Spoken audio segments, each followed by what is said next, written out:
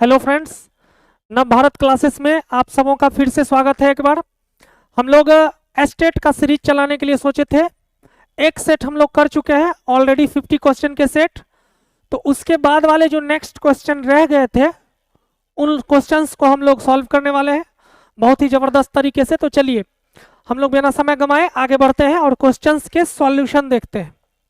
चलिए दोस्तों, पहला क्वेश्चन आपके सामने है कि बिंदुओं ए 0,6, बी -5,3 एवं सी एक त्रिभुज के शीर्ष बिंदु में है। तो यह त्रिभुज है। बड़ा ही शानदार क्वेश्चन है।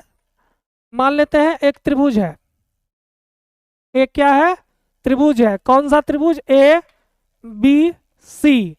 उसका कोऑर्डिनेट है 0,6, -5,3, -5,3 और सी 3,1। तो पूछ रहा है कि त्रिभुज किस प्रकार का है। शीर्ष का आपको कोऑर्डिनेट यानी कि निर्देशांक दिया हुआ है। त्रिभुज का प्रकार पूछ रहा है, समद्विबाहु, समबाहु, यानी साइड के अकॉर्डिंग क्लासिफाई किया है त्रिभुज को, ट्रायंगल को। यानी कि हम लोग अगर साइड निकाल लें, देख लें कि अगर तीनों साइड आपस में बराबर हो तो क्या हो जाएगा? समबाहु त्रिभुज, इक्विलैटरल ट्रायंगल। दो साइड इक्वल हो, तीसरा नहीं हो इक्वल, तो हो जाएगा समद्विबाहु, आइसोसेलस। तीनों में कोई इक्वल नहीं हो, अगर तीनों में कोई इक्वल नहीं हो तो भी समबाहु त्रिभुज। तो हम लोग ये distance A B, B C और सी ए निकाल लेंगे, देख लेंगे कितना साइड्स बराबर है, उसके अकॉर्डिंग टिक मार देंगे। तो हम लोग जानते हैं डिस्टेंस का फॉर्मूला क्या होता है। जब एक लाइन हो आपके सामने, जब आपके सामने एक लाइन हो तो डिस्टेंस, अगर उसका कोऑर्डिनेट x1 y1 हो और इस पॉइंट का कोऑर्डिनेट x2 y2 हो, तो इस डिस्टेंस का फॉर्मूला हम लोग जानते हैं। अगर ये PQ लाइन हो, PQ लाइन हो और एक तरफ का कोऑर्डिनेट x1 y1 हो और दूसरे तरफ का x2 y2 हो, तो जो डिस्टेंस का फॉर्मूला PQ होता है वो होता है under root x2 minus x1 whole square plus y2 minus y1 का होल स्क्वायर, है ना। जैसे आप लोगों को सबको पता होगा, आसान फॉर्मूला है। PQ डिस्टेंस निकलेगा x1 x2 minus x1 whole square plus y1 y2 minus y1 का होल स्क्वायर। ये डिस्टेंस का फॉर्मूला होगा। तो आगे चलते हैं, देखते हैं। सबसे पहला जो हमारा फॉर्मूला है, ए बी निकाल लेते हैं। कौन सा निकालेंगे? A B.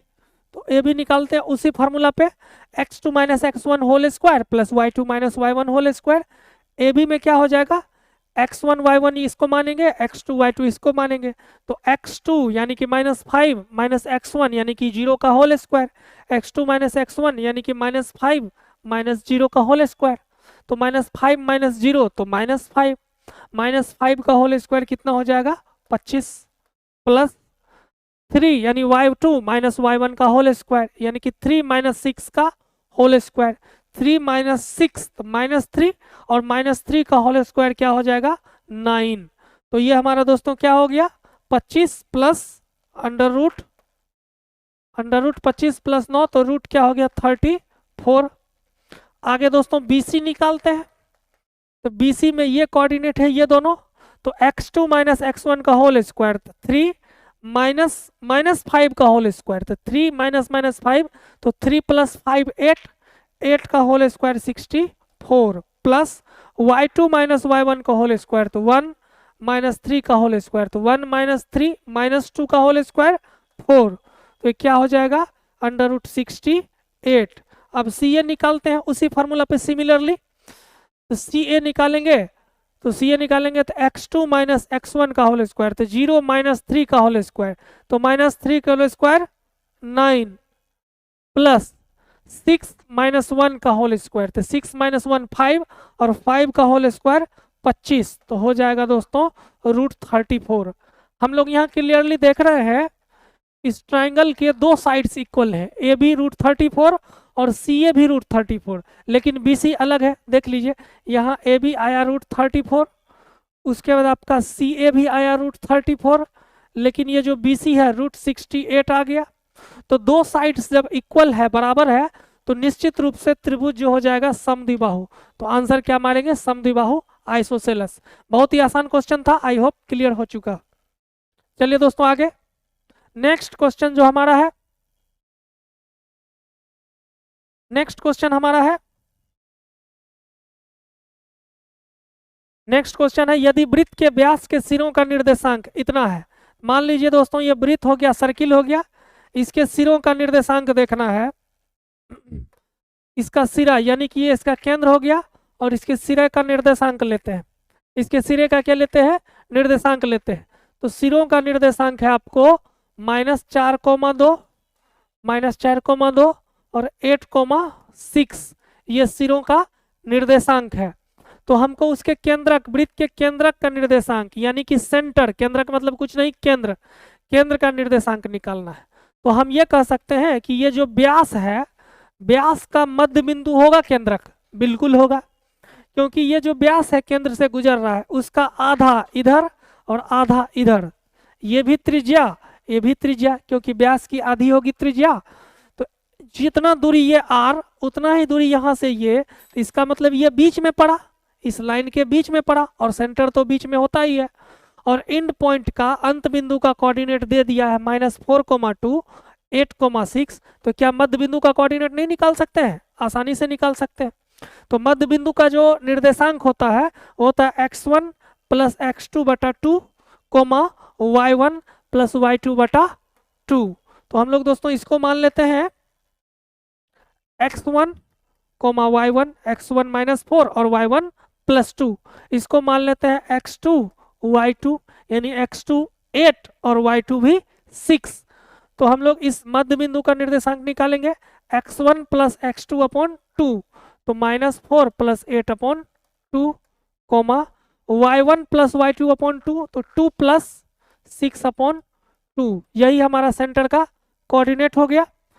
तो इसके बाद देखिए इसको हम लोग यहाँ ले आ रहे हैं, 8 में से 4 गया तो 4/2 2 हो गया, 6 2 8 8/2 तो 4 हो गया, तो 2,4 इसका क्या हो गया, आंसर। तो आंसर क्या हो जाएगा दोस्तों, 2,4, तो आंसर मार देंगे 2,4।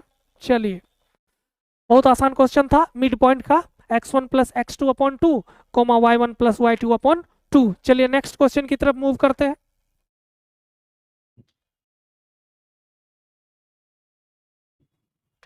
जिस क्वेश्चन में डाउट हो आप लोग वीडियो फिर से देख सकते हैं, थोड़ा सा पीछे बैक करके, कोई प्रॉब्लम नहीं है। चलिए, त्रिभुज का केंद्रक प्रत्येक माध्यिका को किस अनुपात में बांटते हैं, लीजिए ये हो गया आपका त्रिभुज, ये आपका ट्राइंगल हो गया, जिसका नाम हम दे देते हैं ABC, कलर चेंज कर लिया जाए। त्रिभुज के सबसे पहले माध्यिका होती क्या है, मेडियंस क्या होता है, शीर्ष, त्रिभुज के किसी शीर्ष से उसके सामने वाली जो भुजा होती है उस भुजा के मध्य बिंदु को मिलाने वाली रेखा को क्या कहेंगे, माध्यिका। फिर से, त्रिभुज के शीर्ष से सामने वाली भुजा के मध्य बिंदु को मिलाने वाली रेखा को माध्यिका कहते हैं। जैसे देखिए ये हमारा ए शीर्ष हो गया, इस शीर्ष के सामने कौन सी भुजा है, BC, तो इस शीर्ष से सामने वाली भुजा BC के जो मध्य बिंदु, यानी ये दूरी बराबर ये दूरी, इसके जो मध्य बिंदु बीच वाला जो पॉइंट होगा उसको मिलाने वाली रेखा क्या कहलाएगी, मेडियंस यानी माध्यिका। तो पहला माध्यिका हमारा AD हो गया, क्लियर। उसके दूसरा माध्यिका हम लोग देख लेते हैं, ये भी त्रिभुज का शीर्ष है और शीर्ष के सामने AC भुजा है, तो इस B शीर्ष से त्रिभुज की भुजा AC के मध्य बिंदु को मिलाने वाली रेखा दूसरी माध्यिका BE, तीसरा माध्यिका फिर से कलर चेंज कर लिए जाए जिससे आप लोगों को देखने में आसानी हो। तीसरा शीर्ष C से इसके सामने जो भुजा है AB, उस AB के मध्य बिंदु को मिलाने वाली रेखा तीसरी माध्यिका है ना, CF।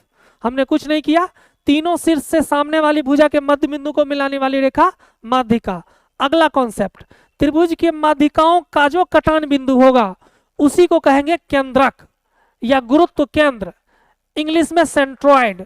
तो ये हमारा G से डिनोट करेंगे इसको, और तीनों माध्यिका का चूंकि कटान बिंदु है इसलिए इस G को हम लोग कह देंगे त्रिभुज का केंद्रक।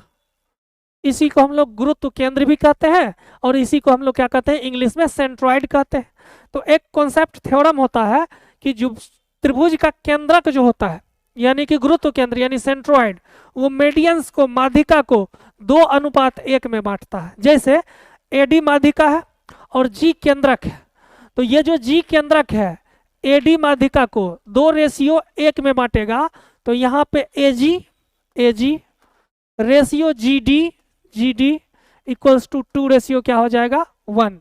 उल्टा नहीं सोचना है, शीर्ष के नजदीक जो लाइन है वो 2 रहेगा, ज्यादा रहेगा, और सामने वाली भुजा के नजदीक का जो पार्ट है मीडियन का वो 1 रेशियो में रहेगा।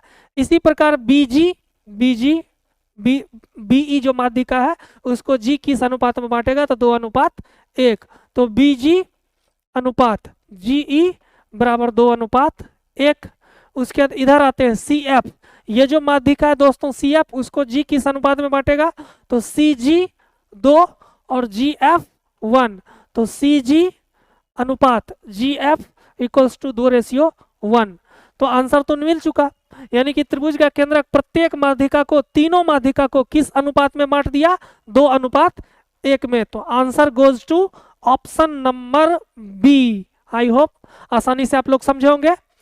थोड़ा सा ये भी देख लेते हैं कि अगर तीनों शीर्ष का अगर कोऑर्डिनेट दिया होता x1 y1 x2 y2 x3 y3, तो केंद्रक का जो कोऑर्डिनेट होता निर्देशांक वो क्या होता, वो होता x1 plus x2 plus x3 upon 3 comma y1 plus y2 plus y3 upon 3। चलिए नेक्स्ट क्वेश्चन की तरफ मूव करें।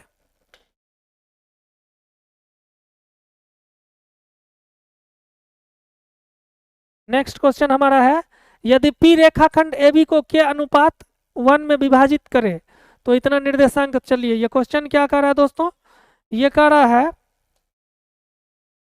कि रेखाखंड हमारे पास AB है। चलिए रेखाखंड क्या है, AB है।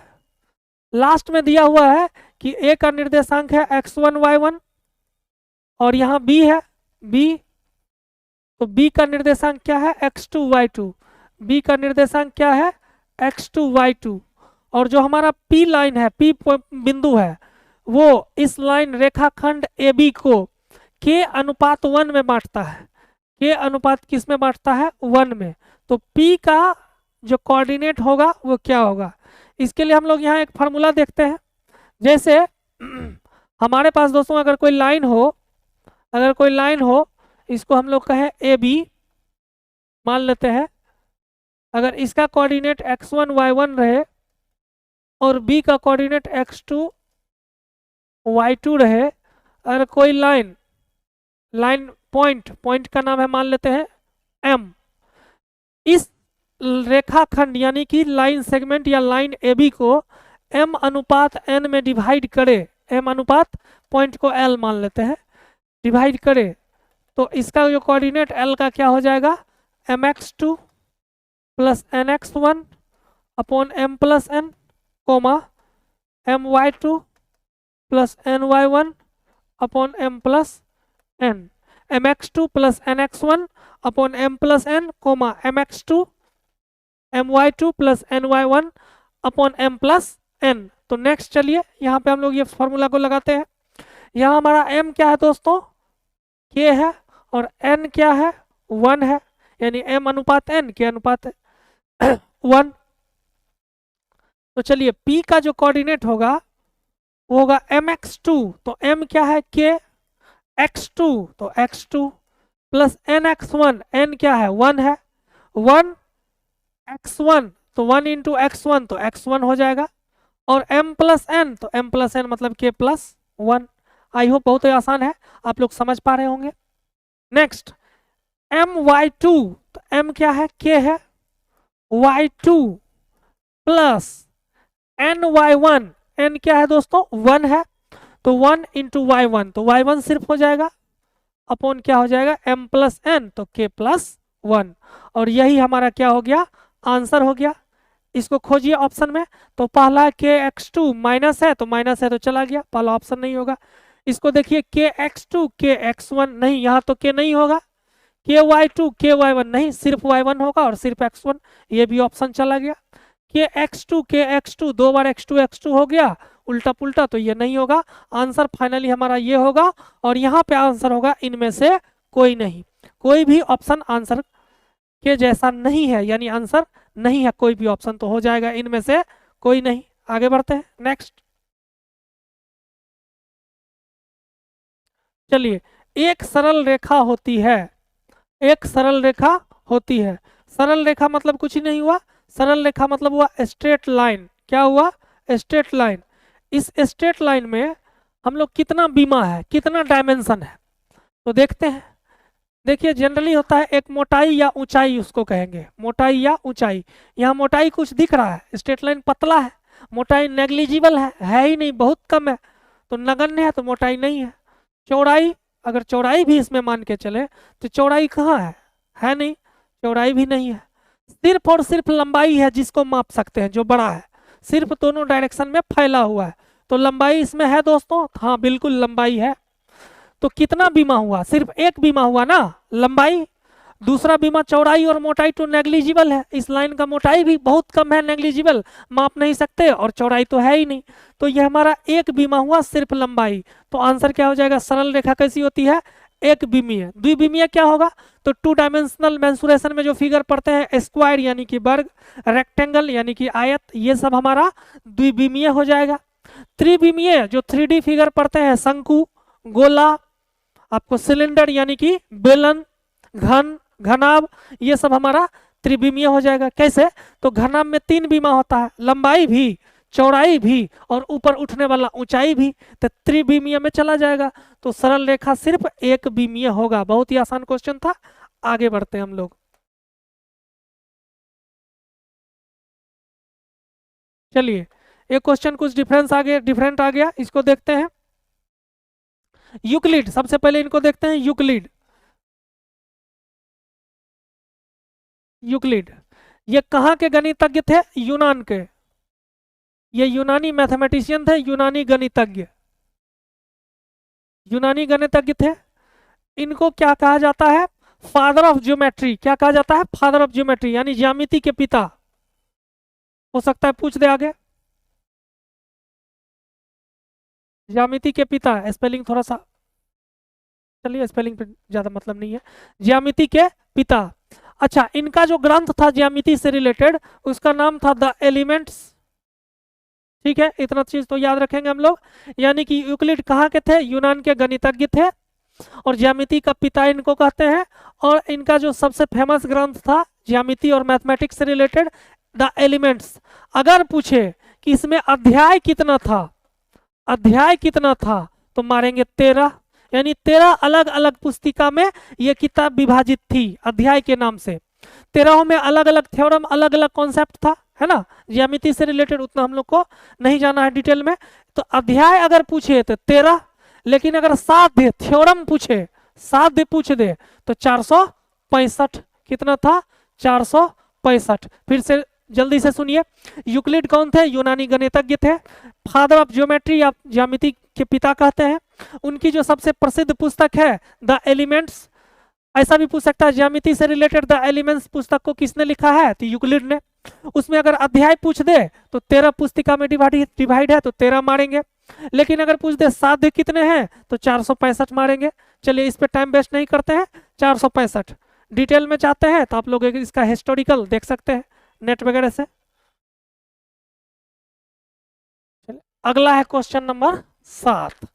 7 में कह रहा है कि ए बी दर्शाता है, यहाँ छूट गया, ये होगा दोनों तरफ एरो होगा, यानी कि पूछ रहा है कि जो एरो वाला ए बी हमारा है, इसको क्या कहेंगे, रेखा कहेंगे, रेखाखंड कहेंगे, किरण कहेंगे।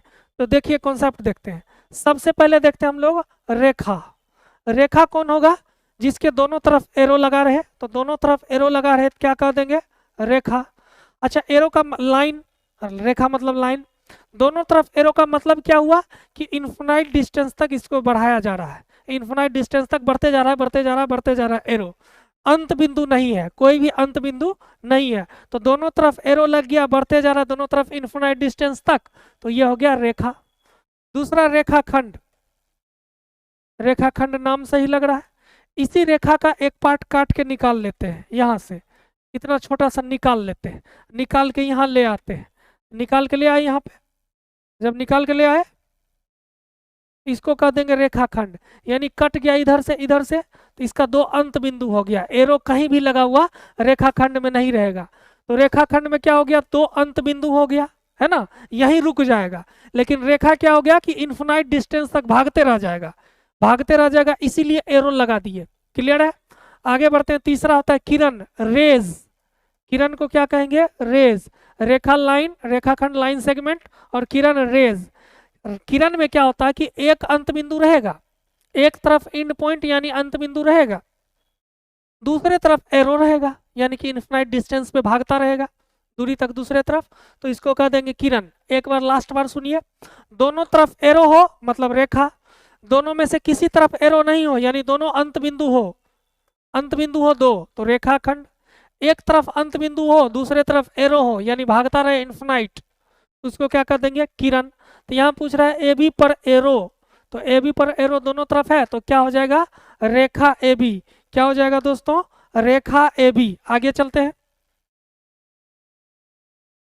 चलिए नेक्स्ट 8 नंबर, बहुत ही आसान क्वेश्चन। इसमें क्या करना है, कुछ भी नहीं है, इसमें कह रहा है x greater than equal to 90, उसको तो बोलने में ही आंसर सही हो जाएगा। x greater than equal to 90 का मतलब क्या हुआ, x 90 से या तो बड़ा है या 90 के क्या है बराबर है, बात खत्म। x का मान 90 से अधिक, x का मान 90 से अधिक, ग्रेटर मतलब ग्रेटर इधर होता है और लेस इधर होता है, सब लोग जानते हैं। तो x का मान 90 से अधिक या उसके बराबर है तो ऑप्शन नंबर ए। अगर ऐसा रहे x का मान 90 से कम या उसके बराबर रहे तो x का मान 90 से कम, यानी एरो के इधर जो ये वाला जो पॉइंट आता है नुकीला, ये छोटा होता है इधर बड़ा होता है, या उसके बराबर, तो लगा दिए x का मान 90 से कम या बराबर।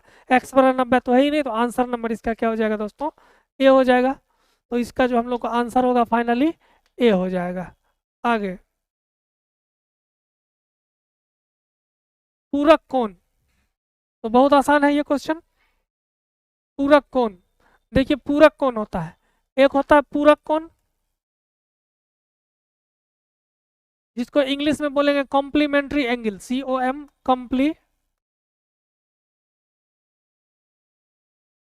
कॉम्प्लीमेंट्री एंगल, क्या बोलेंगे कॉम्प्लीमेंट्री एंगल। तो ऐसा दो एंगल जिसका सम 90 डिग्री हो, अल्फा बीटा दो एंगल हो और अल्फा बीटा का सम अगर योग 90 डिग्री हो जाएगा पूरक कोण या कॉम्प्लीमेंट्री एंगल। दूसरा होता है समपूरक कोण, समपूरक कोण यानी एस से संपूरक एस से सप्लीमेंट्री, सप्लीमेंट्री एंगल। तो वैसा दो कोण जिनका सम यानी कि योग 180 डिग्री हो उसको क्या कर देंगे संपूरक कोण यानी कि सप्लीमेंट्री एंगल कर देंगे, क्या कर देंगे सप्लीमेंट्री एंगल। तो यहाँ पे क्या कर रहा है पूरक कोणों का युग्म है, तो वैसा कोण खोजेंगे जिसका योग, दोनों कोणों का योग 90 हो तो पूरक का युग्म हो जाएगा। देखिए यहाँ 60 + 20 180 नहीं हुआ, ये संपूरक हो गया। 70 + 20 90 यानी जोड़ के 90 हो गया तो पूरक कोण या कॉम्प्लीमेंट्री एंगल हो गया। 120 60 180 हो गया, संपूरक हो गया नहीं हुआ। 90 90 180 ये तो सम कोण हो गया, 90 के बराबर है, या चलिए दोनों जोड़ के 180 है तो संपूरक हो गया। चलिए तो 70 और 20 90 हो रहा है तो इसको हम लोग क्या कहेंगे पूरक कोण। इस क्वेश्चन तो ठीक है दोस्तों, इसमें आप लोग कंफ्यूज बहुत ज्यादा करते होंगे किसको संपूरक कहें किसको पूरक कहें। देखिए पूरक और दूसरा लिखते हैं समपूरक,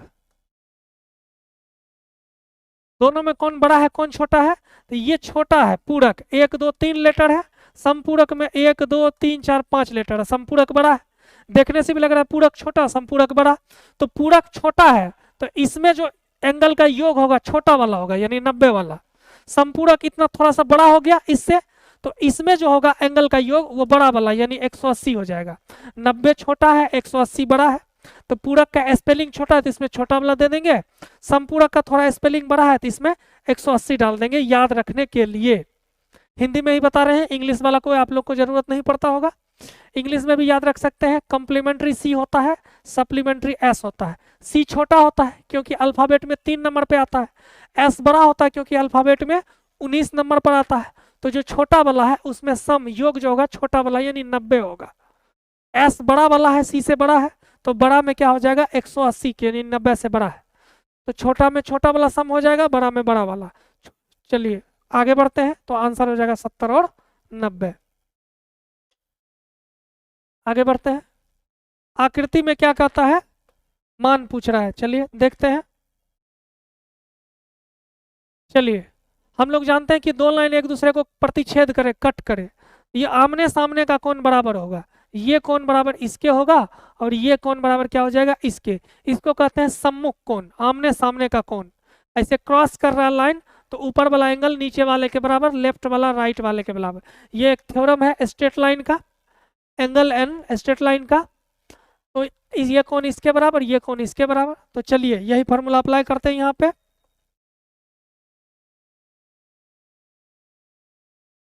देखिए ये लाइन और ये लाइन एक दूसरे को काट रहा है, तो इस दोनों के बीच में जो एंगल 2x है, इसके सामने सम्मुख कोण वही 2x ही हो जाएगा। क्लियर है? चलिए दूसरा, ये लाइन और ये लाइन काट रहा है, तो इन दोनों लाइन के बीच जो एंगल है, इन दोनों लाइन के बीच जो एंगल है 2x, इस तरफ भी इन दोनों लाइन के एंगल के बीच बराबर हो जाएगा 2x, यानी 2x बराबर 2x, 2x बराबर 2x। अब देखो ये लाइन और इस लाइन को लेंगे तो इन दोनों लाइन के बीच एंगल इधर बन रहा है 2x, तो सामने भी सम्मुख कोण के थ्योरम के हिसाब से 2x हो जाएगा। आई होप आप लोग को समझ में आ गया होगा, नहीं आया तो फिर से देख लीजिए जल्दी से। चलिए ध्यान दीजिए, देखिए ये लाइन और ये लाइन एक दूसरे को काट रहा है, तो आमने सामने का कोण बराबर होगा। देखिए इन दोनों के बीच में 2x इधर है, तो अपोजिट साइड भी इन दोनों लाइन के बीच का एंगल इसी के बराबर 2x ही होगा। आगे चलते हैं, देखिए ये लाइन और ये लाइन एक दूसरे को काट रहा है, तो इन दोनों ग्रीन वाले लाइन के बीच का एंगल एक तरफ बना 2x, तो अपोजिट साइड सामने भी क्या बन जाएगा, 2x बन जाएगा, है ना। अब चलिए दूसरा देखते हैं कि ये लाइन और ये लाइन एक दूसरे को काट रहा है, तो इन दोनों के बीच एक तरफ 2x बना, तो सम्मुख कोण इन दोनों के बीच फिर से दूसरे तरफ भी क्या बन जाएगा, 2x बन जाएगा। आई होप क्लियर हो चुका है। अब चलिए इसको बनाएंगे कैसे। एक यहाँ से एक लाइन यहाँ से इस पॉइंट से चलें और एंटी क्लॉक या क्लॉक घूम के आ जाए, तो एक कंप्लीट एंगल का निर्माण होता है 360 डिग्री, संपूर्ण कोण। क्या होता है, संपूर्ण कोण। अगर आधा जाए यहाँ से यहाँ आए तो रिजु कोण या सरल रेखीय कोण 180 डिग्री, और यहाँ से फिर यहाँ चला है कंप्लीट, यहाँ से चले वहीं आ जाए तो 360 डिग्री, एक रोटेशन में 360 डिग्री। तो कहीं से शुरू कीजिए, मान लेते हैं यहाँ से शुरू करते हैं, 2x प्लस फिर ये angle 2x plus 2x plus फिर 2x 2x 2x, यहीं पे आ गए तो कितना 2x, 2x प्लस 2x, 2 2 4 2 6 2 8 2 10 तो 12x। देख लेंगे 1 2 3 4 5 6, 6 सेक्शन है, प्रत्येक सेक्शन का एंगल 2x है, तो 6 इंटू 2x बराबर क्या हो गया, 12x। टोटल एंगल कितना हो गया, 12x रोटेशन के बाद, और रोटेशन करने के बाद टोटल एंगल होता कितना है, कंप्लीट एंगल 360 डिग्री। तो 12x बराबर 360, तो x बराबर 30 डिग्री। तो x का मान दोस्तों क्या हो गया, 30 डिग्री। x का मान क्या हो गया, 30 डिग्री। आगे बढ़ते हैं, चलिए x का मान 30 डिग्री हो गया। अगला क्वेश्चन, अगला क्वेश्चन देखते हैं। चलिए कह रहा है डी और ई क्रमशः ए बी और ए सी की भुजाओं पर स्थित बिंदु हैं। त्रिभुज ए बी सी इस प्रकार है कि ए डी बराबर 2, बी डी बराबर 3, बी सी बराबर 7.5 और D parallel to B C, तब डी की लंबाई होगी। बहुत अच्छा क्वेश्चन है सिमिलरिटी का। चलिए ये आपका ट्रायंगल बन गया। कौन सा ट्रायंगल है, ए बी सी एक ट्रायंगल है। डी और ई क्रमशः ए बी और ए सी की भुजाओं पर स्थित बिंदु है। चलिए क्रमशः ए बी और ए सी की भुजाओं पर स्थित बिंदु है डी और ई। ठीक है, डी और ई क्रमशः ए बी और ए सी की भुजाओं पर स्थित बिंदु है, तो D parallel to B C, D parallel to क्या हो जाएगा, B C, D parallel to क्या हो जाएगा, बी सी। ठीक है, अच्छी बात है। कह रहा है एडी बराबर 2 सेंटीमीटर, तो एडी बराबर क्या कर रहा है, 2 सेंटीमीटर, ये हमारा एडी 2 सेंटीमीटर। बीडी बराबर 3 सेंटीमीटर, तो यहाँ से यहाँ तक बीडी बराबर क्या हो जाएगा, 3 सेंटीमीटर। क्लियर है। बीसी बराबर 7.5, तो ये बीसी बराबर क्या हो जाएगा, 7.5, है ना। बीसी बराबर क्या हो जाएगा, 7.5। तो पूछ क्या रहा है, डी बराबर वाट, डी बराबर क्या हो जाएगा, वाट। यहाँ पे क्या होता है कि दो ट्राइंगल हमारे पास है, कौन सा ट्राइंगल है, दो ट्राइंगल, कौन कौन सा, तो देखेंगे दो ट्राइंगल बन रहा है, एक छोटा सा ADE, तो ट्राइंगल ADE, एंड दूसरा ट्राइंगल है दोस्तों ABC, ABC ट्राइंगल ABC। देखिए इसमें क्या है कि दोनों ट्राइंगल, ये एंगल कॉमन हो गया, दोनों का कॉमन है, ये एक दूसरे के पैरेलल है यानी कि सिमिलर है। तो इसमें जो सिमिलरिटी के हिसाब से, तो अगर DE पैरेलल टू BC हो तो ये जो ट्राइंगल हमारा दोनों होगा ADE सिमिलर, इसको याद रखेंगे, ट्राइंगल ABC के सिमिलर हो जाएगा, क्या हो जाएगा, समरूप हो जाएगा। और जब त्रिभुज समरूप हो तो भुजाएं क्या होंगी, समानुपाती होंगी, सेम प्रोपोर्शन में होंगी। तो लीजिए ट्राइंगल ADE है तो इसका भुजा लेंगे AD, और इस छोटे ट्राइंगल का जो भुजा AD है, बड़े ट्राइंगल ABC में इसके संगत भुजा कौन है, तो इसके संगत भुजा है AB। अरे इस तरफ, इस छोटका ट्राइंगल का इस तरफ का भुजा इसके संगत बड़ा ट्राइंगल में इसी साइड का भुजा होगा AB। तो AD बटा AB बराबर, देखो AE छोटा ट्राइंगल का भुजा लिए AE, नीचे में बड़ा ट्राइंगल का जो भुजा होना चाहिए AE के संगत, तो इधर वाला ही होगा AC बराबर, इस छोटे ट्राइंगल का ये साइड लेते हैं DE, तो इसका संगत कौन होगा, तो निश्चित रूप से संगत मतलब हो गया, उसके सिमिलर कौन होगा, एनालॉगस कौन होगा, तो BC हो जाएगा। क्लियर है। दूसरे ढंग से इसको समझ सकते हैं कि ट्राइंगल ADE ऑर्डर में लिए हैं तो ट्राइंगल ABC ऑर्डर में लिए हैं, इसके जब भुजा को समानुपाती करना है तो छोटे ट्राइंगल का अगर AD भुजा लेंगे तो उसके साथ लेंगे AB को, बड़े ट्राइंगल का AB को, तो AD के साथ AB को लिए। अगर छोटे ट्राइंगल के AE भुजा को लेंगे, देख लो AE भुजा को लेंगे तो बड़े ट्राइंगल का AC भुजा को लेंगे, यानी इसको भी एक छोड़ के एक, तो एक छोड़ के एक अल्टरनेट पॉइंट। तीसरा नियम क्या कहता है, अगर छोटे ट्राइंगल के DE भुजा को लेंगे तो लो लास्ट वाला दोनों DE, तो इधर भी BC लेंगे, बड़े ट्राइंगल का BC लेंगे, उल्टा कभी नहीं करना है, DE लेके इधर वाला CB कभी नहीं करना, एक डायरेक्शन में चलना। ये सब चीज आप लोगों ने सिमिलरिटी के अध्याय में, चैप्टर्स में पढ़ा होगा ज्योमेट्री में, तो आई होप आपको समझ में आया होगा। बहुत स्लोली मैं बता रहा हूँ। चलिए अब इसको देखते हैं, AD अपॉन AB, तो AD का वैल्यू क्या है दोस्तों, AD का वैल्यू दिया हुआ है क्वेश्चन में आपको 2, तो AD के जगह क्या लिखते हैं 2। क्लियर है। उसके देखिए AB, AB कितना हो जाएगा, देखो AD 2 है, DB 3 है, तो ये AD प्लस DB बराबर टोटल क्या हो गया AB, तो AB हो जाएगा 2 + 3 5। ठीक है, आगे बढ़ते हैं। AE, तो AE कितना है, AE पता नहीं है, और EC इससे मतलब नहीं है, हमको निकालना है ये वाला टर्म DE, तो इसको लेते हैं। DE का पता नहीं, DE निकालना है, और हमको BC का पता है, BC क्वेश्चन में दे दिया है 7.5। अब देखते हैं, हमारे पास आ गया 2/5 बराबर DE बटा 7.5।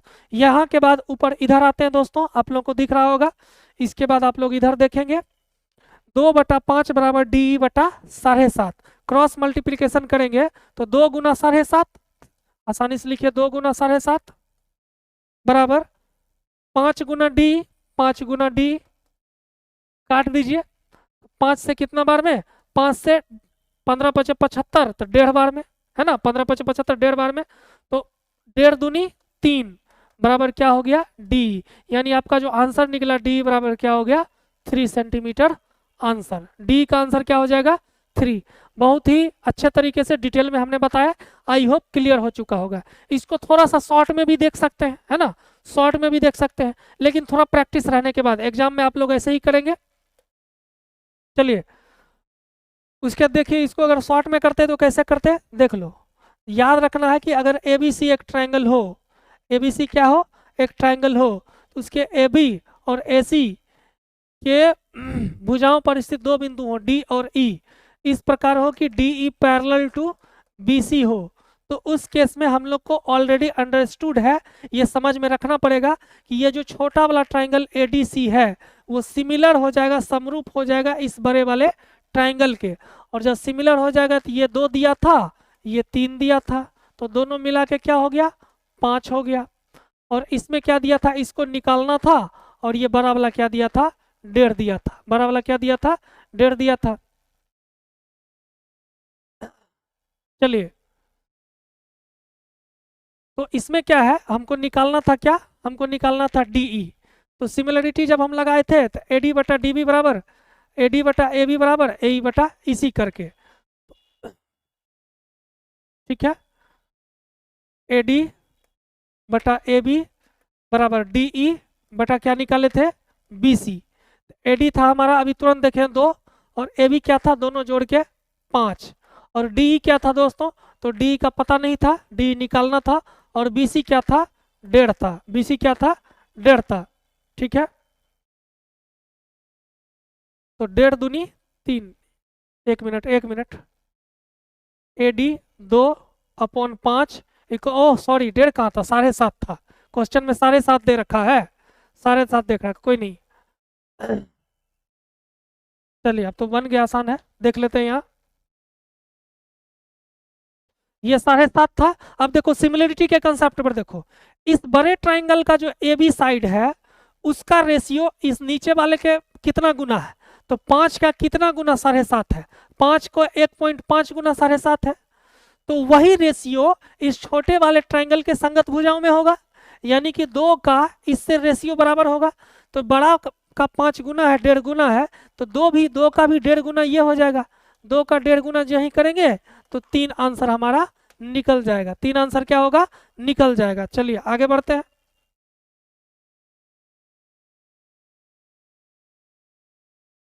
चलिए अगला क्वेश्चन बहुत ही अच्छा है।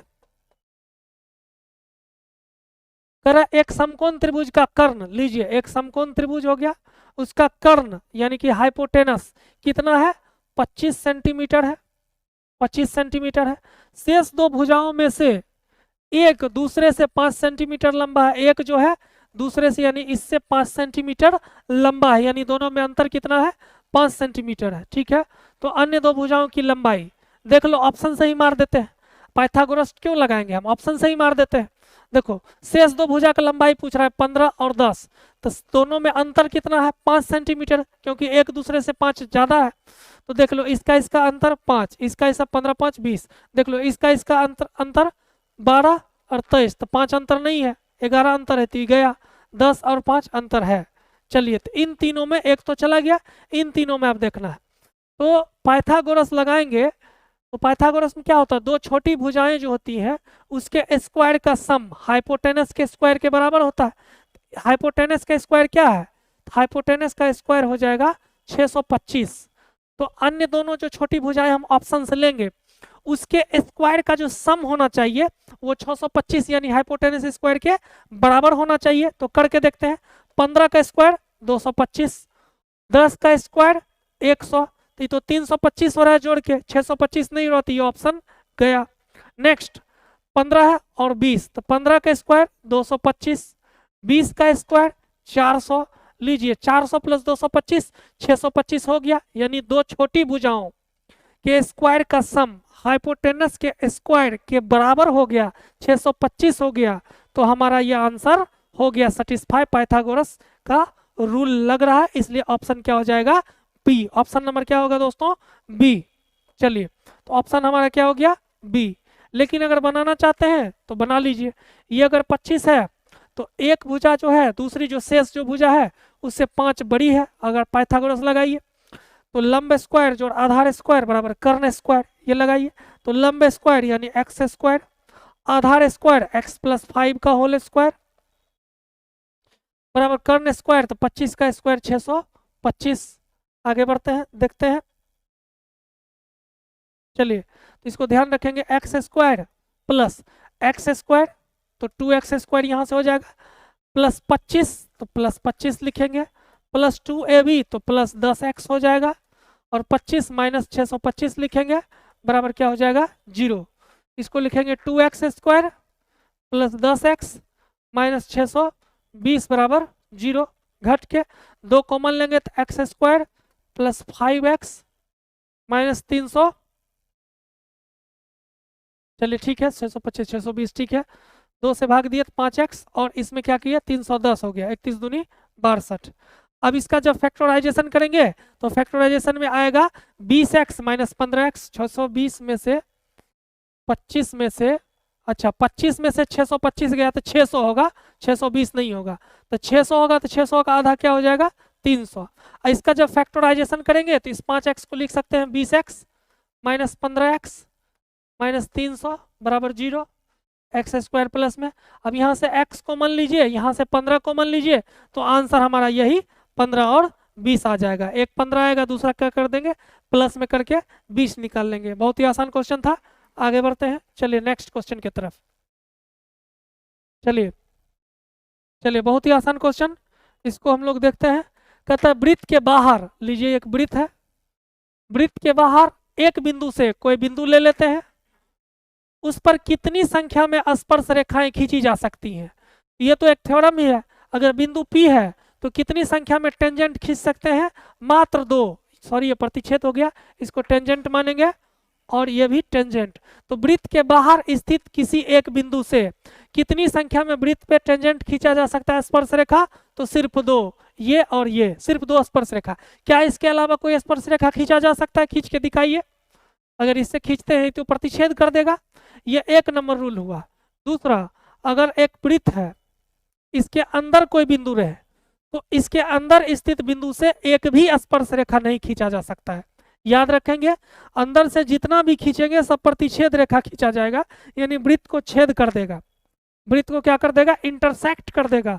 तो वृत्त के अंदर स्थित बिंदु से एक भी स्पर्श रेखा नहीं खींचेगी, सिर्फ प्रतिच्छेदी रेखाएं खींची जा सकती हैं। लेकिन वृत्त के बाहर स्थित किसी बिंदु से सिर्फ और सिर्फ 2 स्पर्श रेखाएं खींची जा सकती हैं। इसको याद रखेंगे। तो आंसर हमारा क्या हो जाएगा दोस्तों, 2 हो जाएगा। आंसर क्या हो जाएगा, 2 हो जाएगा। आगे चलते हैं,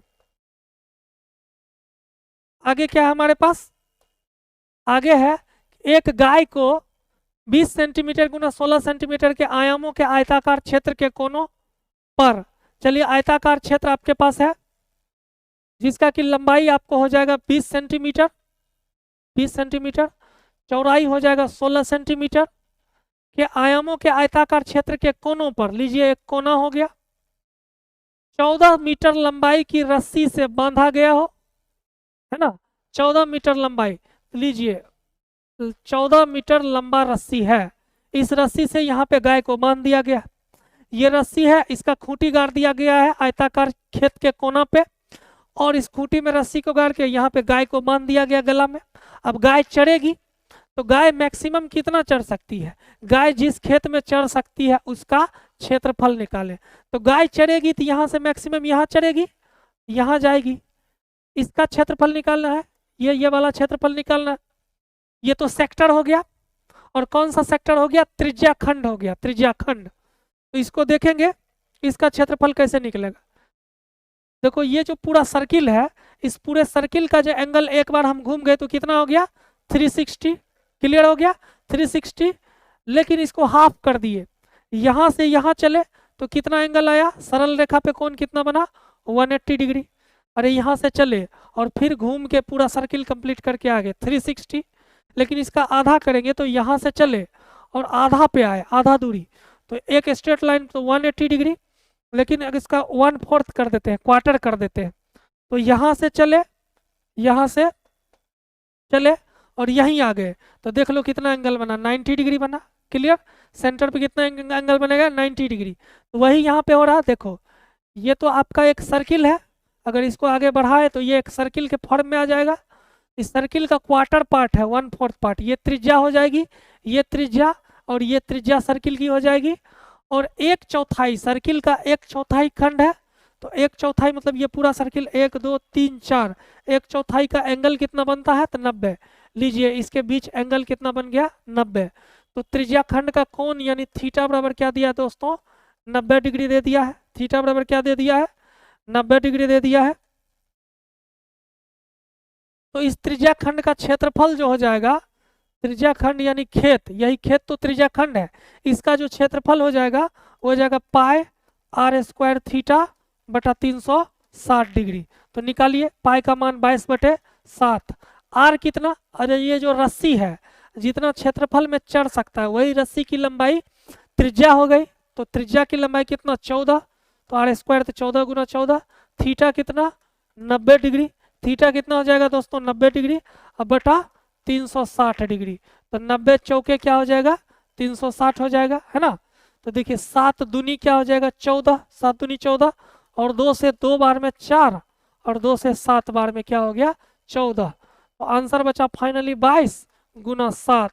तो 22 गुना 7 क्या हो गया, 154 सेंटीमीटर या मीटर जो है वो स्क्वायर हो जाएगा। हालांकि यहाँ 14 सेंटीमीटर होना चाहिए, 14 मीटर नहीं सेंटीमीटर ही होना चाहिए, क्योंकि आंसर सीएम में मांग रहा है। तो जिस हिसाब से ऑप्शन है तो हमारा 154 सेंटीमीटर स्क्वायर आंसर हो गया। बहुत ही आसान क्वेश्चन था। आगे बढ़ते हैं, चलिए इसमें कुछ प्रिंटिंग में है, प्रिंटिंग देखते हैं। चलिए नेक्स्ट क्वेश्चन आप लोग पढ़िए आसानी से।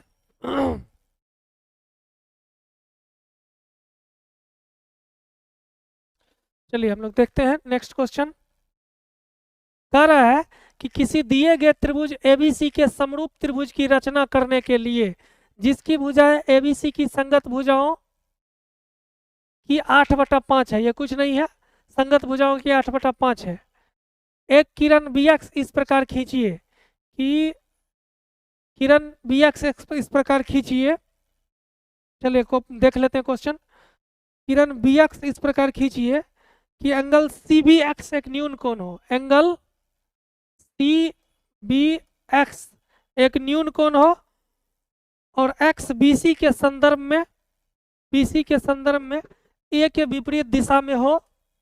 तो किरण बी एक्स पर समान दूरी पर स्थित होने वाले बिंदुओं की न्यूनतम संख्या होगी, न्यूनतम संख्या होगी। चलिए दोस्तों हम लोग देखते हैं, एबीसी एक ट्रायंगल है। एबीसी हमारा एक क्या है, ट्रायंगल है। थोड़ा डीप कर लेते हैं। एबीसी एक क्या है, ट्रायंगल है। ए बी सी एक हमारा ट्रायंगल है और इसके एक समरूप त्रिभुज की रचना करना है। समरूप त्रिभुज की क्या करना है, रचना करना है, ठीक है। समरूप त्रिभुज की रचना करना है। इस प्रकार समरूप त्रिभुज बनेगा कि जो एबीसी की संगत भुजाएं हैं, जो समरूप त्रिभुज इसका हम बनाएंगे, उस त्रिभुज की जो भुजा होगी, इसकी जितनी भी भुजाएं संगत है उस इस त्रिभुज की भुजाओं का 8/5 होगा। यहाँ पे एक रूल होता है, नियम होता है कि पहले त्रिभुज की भुजा का जितना गुना हो समरूप त्रिभुज का भुजा, तो इसको फ्रैक्शन देखेंगे। अगर ऊपर वाला पार्ट बड़ा आया, अंश बड़ा आया, तो त्रिभुज की रचना, समरूप त्रिभुज की रचना कहाँ होगी, दिए गए त्रिभुज के बाहर। लेकिन ऊपर वाला पार्ट अगर न्यूमरेटर कम रहता यानी 5/8 रहता, तब समरूप त्रिभुज की रचना कहाँ होती, दिए गए त्रिभुज के भीतर में होती। क्लियर है। तो यहाँ तो ये बात स्पष्ट है कि ऊपर में अंश है, बड़ा है, तो जो नया त्रिभुज समरूप त्रिभुज बनेगा उसकी जो रचना होगी उस बाहर में होगी। कहाँ होगी, बाहर होगी। किरण बी एक्स इस प्रकार खींचिए, तो किरण बी एक्स इस प्रकार खींचिए, लीजिए किरण बी एक्स इस प्रकार खींचिए, तो बी से एक्स इधर भी खींच सकते हैं, इधर भी इस प्रकार खींचिए कि सी बी एक्स न्यून कोण हो। तो न्यून कोण क्या हो जाएगा, न्यून कोण का मतलब क्या हो जाता है दोस्तों, न्यून कोण हो जाता है 0 से 90 के बीच, है ना। 90 से अधिक वाला अधिक बोलेंगे, तो 0 से 90 के बीच। तो बी एक्स इस प्रकार खींचिए, बी एक्स खींच दिया कि सी बी एक्स न्यून कोण है, 90 से छोटा है। ओके, सब बात सही है, कोई दिक्कत नहीं है। तो कह रहा है और एक्स बीसी के संदर्भ में, एक्स बीसी के संदर्भ में, बीसी के रेफरेंस में, संदर्भ में ए के विपरीत हो, तो ए के विपरीत है, कोई दिक्कत नहीं है। तो कह रहा है किरण बी एक्स पर, किरण बी एक्स पर समान दूरी पर, लीजिए अब इस बी एक्स को बढ़ा के अगर त्रिभुज खींचना हो तो चाप बनाएंगे, उस चाप से कट करेंगे, यहाँ कट करते चलेंगे, त्रिभुज खींचते चलेंगे, जिसकी की भुजा 8/5, 8/5 के हिसाब से होंगी दिए गए समरूप त्रिभुज की। इस हिसाब से दोस्तों अगर यहाँ चाप रखें, इसको 8 बराबर पार्ट में काटना पड़ेगा। कितना पार्ट में काटना पड़ेगा, 8। एक कट, दूसरा कट, तीसरा, चौथा, पांचवा, छठा, सातवां, आठवां, 8 पार्ट में काटना पड़ेगा यहाँ और ट्रायंगल बनाना पड़ेगा। तो नए त्रिभुज की जो तीनों भुजा होगी मेजरमेंट करके बड़े त्रिभुज की भुजा की 8/5 होंगी। तो समान दूरी पे काटना पड़ेगा बराबर बराबर। तो bx पर समान कितने पॉइंट हो जाएंगे, 8 बिंदु काटना पड़ेगा। तो पॉइंट की संख्या क्या हो जाएगी दोस्तों, 8 हो जाएगी। पॉइंट की संख्या कितनी हो जाएगी, 8 हो जाएंगी। क्लियर हो गया। अगला क्वेश्चन चलते हैं, बहुत आसान था, इसमें थोड़ा सा मिस प्रिंटिंग था तो हमने करेक्शन करवा दिया। cbx होगा, छूट गया है, रखना ही पड़ेगा, नहीं तो क्वेश्चन गायब हुआ तो आंसर निकलते रह जाएगा। आगे चलते हैं, थोड़ा सा डिफिकल्ट क्वेश्चन था। चलिए, फिर यहाँ कुछ गड़बड़ है। चतुर्भुज के कोण 4:5:10:11, हाँ 4:5:10:11 के अनुपात में है। तो कोण नीचे दिए गए हैं, त्रिभुज चतुर्भुज के कोण नीचे दिए गए हैं। इसको देखिए, चतुर्भुज के चारों कोणों का सम कितना होता है, चारों कोणों का सम 360 डिग्री होता है। सब लोग जानते हैं चारों कोणों का जो योग होता है 360 डिग्री।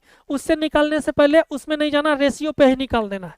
तो चारों कोण का रेशियो दे रखा है और चारों कोण का मान पूछ रहा है। तो देखिए कैसे निकालेंगे। देखिए पहला कोण 4 रेशियो में है, तो पहला कोण होना चाहिए 4 का मल्टीपल होना चाहिए। 4 का क्या होना चाहिए, गुणज होना चाहिए। रेशियो का मतलब यही होता है। तो पहला कोण 4 × 36, 4 का गुणज है, सही है। दूसरा 5 का गुणज होना चाहिए, दूसरा कोण का रेशियो 5 है तो दूसरा कोण होना चाहिए 5 के मल्टीपल में। 5 में 12 से 12 × 60 तो सही है। तीसरा कोण होना चाहिए 10 का मल्टीपल, और 10 के मल्टीपल में लास्ट में क्या रहेगा, 0 रहेगा। तो नहीं है 10 का मल्टीपल, 10 और 18 10 का मल्टीपल नहीं है, ये चला गया। उस हिसाब से ये भी चला जाएगा। क्यों, क्योंकि तीसरा जो एंगल है वो होना चाहिए 10 का मल्टीपल। तो 10 के मल्टीपल वही नंबर होगा जिसके लास्ट में क्या हो, 0 हो। तो 2 ऑप्शन तो दोस्तों छट गया। अब बचा ये दोनों, इस दोनों में देख लेते हैं। इस दोनों में तीसरा एंगल, दोनों में तीसरा एंगल 120 है, यानी 10 का मल्टीपल है। यहाँ तीसरा रेशियो में 10 है और कोण तीसरा 120 है, तो 10 का मल्टीपल है। तो अभी तक तो दोनों सही निकला। अब देखते हैं शुरू से, पहला एंगल किसका मल्टीपल हो, 4 का, तो 12 × 4 = 48 एकदम है। दूसरा किसका हो, 60 का, तो 12 × 5 = 60 एकदम मल्टीपल है। तीसरा 182 है, तो 11 का मल्टीपल होना चाहिए चौथा एंगल। तीसरा तो 10 का है ही, सही है। चौथा एंगल 182 है, यहाँ रेशियो में 11 है, तो 11 का मल्टीपल होना चाहिए, लेकिन ये 11 का मल्टीपल नहीं है, इसलिए कट गया और आंसर हमारा डी हो जाएगा। बनाने की जरूरत नहीं है, डायरेक्ट हम लोग ऑप्शन से निकाल लेंगे। चलिए इसको सेटिस्फाई करा लेते हैं। देखिए पहला एंगल होना चाहिए 4 का मल्टीपल, तो 4 × 10 = 40, ठीक है। दूसरा एंगल होना चाहिए किसका मल्टीपल, 5 का मल्टीपल, तो 5 × 8 = 40, सही है। यहाँ पे कुछ गड़बड़ी लग रहा है, इसलिए लग रहा है कि चारों एंगल का सम 360 होना जरूरी है। 120 120 240 240 40 280 और 280 या 40 320 ही हो रहा है, 40 घट रहा है। तो यहाँ कितना होना चाहिए, यहाँ 80 होना चाहिए। यहाँ कितना होना चाहिए, 80 होना चाहिए। यह देखते हैं, यहाँ 60 60 दे रखा है क्वेश्चन में। चलिए 60 60 120 120 240 और 240, हाँ क्वेश्चन जो ओरिजिनल था याद आ गया। यहाँ पे 60 60 दे रखा था। क्या दे रखा था, 60 60। आप लोग काट के कर लेंगे 60 60, यानी देखिए ये जो ऑप्शन आपका दे रखा है, ऑप्शन है 60 60 120 120, कोई दिक्कत नहीं है। देखिए पहला होना चाहिए 4 का मल्टीपल, तो 4 में 15 से गुना करेंगे 60, सही है। दूसरा 5 का मल्टीपल, यानी 5 में 12 से मल्टीप्लाई करेंगे, 12 × 5 = 60, सही है। तीसरा 10 का, तो 120 है, तो सही है। 11 का मल्टीपल होना चाहिए, किसका मल्टीपल होना चाहिए, 11 का मल्टीपल होना चाहिए। 1 मिनट, ऑप्शन सही नहीं है, ऑप्शन सही नहीं है, ऑप्शन में दिक्कत दिख रहा है। ऑप्शन में दिक्कत दिख रहा है तो हम लोग क्या करेंगे, सॉल्व कर लेंगे। जल्दी से देखो, 4 5 9 10 19 19 11 क्या हो गया, 30, 19 10 29 1 30। तो 30 रेशियो का वैल्यू कितना हो जाएगा दोस्तों, 360 हो जाएगा। क्यों, चतुर्भुज के चारों कोनों का जो योग होगा 360, और रेशियो में योग आ रहा है 5 4 9 9 10 19 19 10 29 1 30। तो 30 रेशियो 360, तो एक रेशियो क्या आ जाएगा, 120 आ जाएगा। एक रेशियो क्या हो जाएगा, 12 हो जाएगा, 120 नहीं होगा, 0 से 0 कट गया, तो 3 से 12 36। तो पहला एंगल हो जाएगा 4 रेशियो 48 डिग्री। दूसरा हो जाएगा 5 रेशियो, तो 60 डिग्री। तीसरा एंगल हो जाएगा 10 रेशियो तो 120 डिग्री। चौथा एंगल हो जाएगा 11 रेशियो तो 11 गुना 12 132 हो जाएगा। क्या हो जाएगा? 132। और आंसर हमारा ये होगा। ऑप्शन में 132 आपको नहीं दिख रहा है, टेंशन लेने की जरूरत नहीं है। ये 82 नहीं होगा, 32 होगा। क्लियर? तो पहला एंगल 48, 60, 120 और 132 होगा। आई होप आप लोग समझ पा रहे होंगे। हमने क्या किया, चूंकि ऑप्शन गलत दे रखा था एग्जाम में, ऑप्शन गलत था इसलिए यहाँ कंफ्यूजन हुआ। हम लोग क्या करेंगे, चतुर्भुज के चारों कोनों का सम 360 तो 360 रेशियो में सम कितना, तो 5 4 9 10 19 11 30 तो 30 रेशियो का वैल्यू 360, 1 रेशियो 12। अब पहला एंगल है 4 रेशियो में, 4 रेशियो 48। दूसरा एंगल है 5 यूनिट तो 5 बराबर 1 बराबर 12 तो 5 बराबर 60।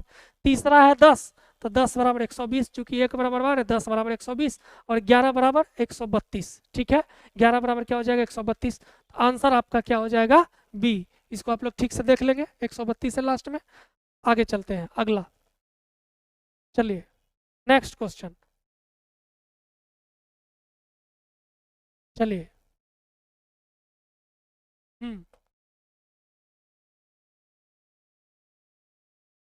क्या कर रहा है, एक बिंदु P से जो त्रिभुज 5 सेंटीमीटर त्रिज्या वाले एक बिंदु, चलिए एक वृत्त है, क्लियर है, एक बिंदु P से जो 5 सेंटीमीटर त्रिज्या वाले एक वृत्त के बिंदु से 13 सेंटीमीटर की दूरी है। लीजिए इसका जो त्रिज्या है 5 सेंटीमीटर, कितना है? 5 सेंटीमीटर है। इससे 13 सेंटीमीटर की दूरी पे स्थित है। ठीक है, एक बिंदु P से जो 5 सेंटीमीटर त्रिज्या वाले एक वृत्त के बिंदु से 13 सेंटीमीटर की दूरी पर है। वृत्त पर स्पर्श रेखाएं PQ, PQ और PR का युग्म खींचा जाता है। PR का भी युग्म खींच दिए, PR का भी क्या कर दिए? युग्म खींचा जाता है। तब चतुर्भुज PQOR का क्षेत्रफल पूछ रहा है। ये O होगा सेंटर, ये क्या है हमारा? O है। तो PQOR का क्षेत्रफल ऐसे है। फिगर को ठीक से बना लेते हैं, टेढ़ा हो गया। चलिए फिर से देखते हैं क्वेश्चन में। एक आपका वृत्त है, इसमें कह रहा है कि इसकी त्रिज्या है कितनी सेंटीमीटर? 5 सेंटीमीटर है। इसकी त्रिज्या है 5 सेंटीमीटर, सेंटर O है। यहाँ एक P बिंदु है ना, P बिंदु है। ठीक है, उसके बाद यहाँ से क्या है दोस्तों, इससे इसकी त्रिज्या कितनी है? 5 सेंटीमीटर। यहाँ भी इसकी त्रिज्या कितनी है? 5 सेंटीमीटर। इससे एक क्या खींचा जाता है? स्पर्श रेखा खींचा जाता है। कौन कौन? PQ और PR। PR, PQ और PR दो स्पर्श रेखा खींचा गया है ना। और ये आपका 5 सेंटीमीटर त्रिज्या है वृत्त का, कोई दिक्कत नहीं है। तो पूछ रहा है चतुर्भुज PQOR का क्या होगा? क्षेत्रफल पूछ रहा है। PQOR का क्षेत्रफल पूछ रहा है। हम लोग जानते हैं, हम लोग क्या जानते हैं 13 सेंटीमीटर। ये P जो है इस वृत्त से त्रिज्या से यहाँ 13 सेंटीमीटर दूरी पे है। ये भी क्या है? 13 सेंटीमीटर दूरी पे है। हम लोग क्या जानते हैं कि वृत्त की त्रिज्या जो होती है स्पर्श रेखा पे लंब होती है। वृत्त की त्रिज्या क्या होती है? स्पर्श रेखा पे क्या होती है? लंब होती है। तो लंब खींचिए, इसको मिला देते हैं। जब लंब खींचे तो ये लंब हो गया। अब देखिए ट्रिपलेट सेटिस्फाई कर रहा है। ये समकोण त्रिभुज हुआ, ये वाला OPQ, त्रिभुज POQ, त्रिभुज POQ हमारा क्या हुआ? समकोण त्रिभुज हुआ, राइट एंगल ट्राइंगल हुआ, जिसमें ये वाला 90 डिग्री है तो ये हाइपोटेनस हो गया। ये क्या हो गया? हाइपोटेनस हो गया।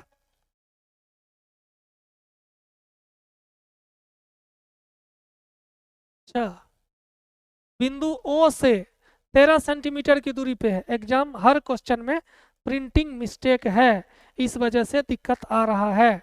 हर क्वेश्चन में प्रिंटिंग मिस्टेक है। तो ये 13 सेंटीमीटर आपको दिया है, OP बराबर 13 सेंटीमीटर दिया, हो गया, अब समस्या का समाधान मिल गया। अब देखिए OP बराबर 13 सेंटीमीटर है तो ये हमारा त्रिज्या 5 है।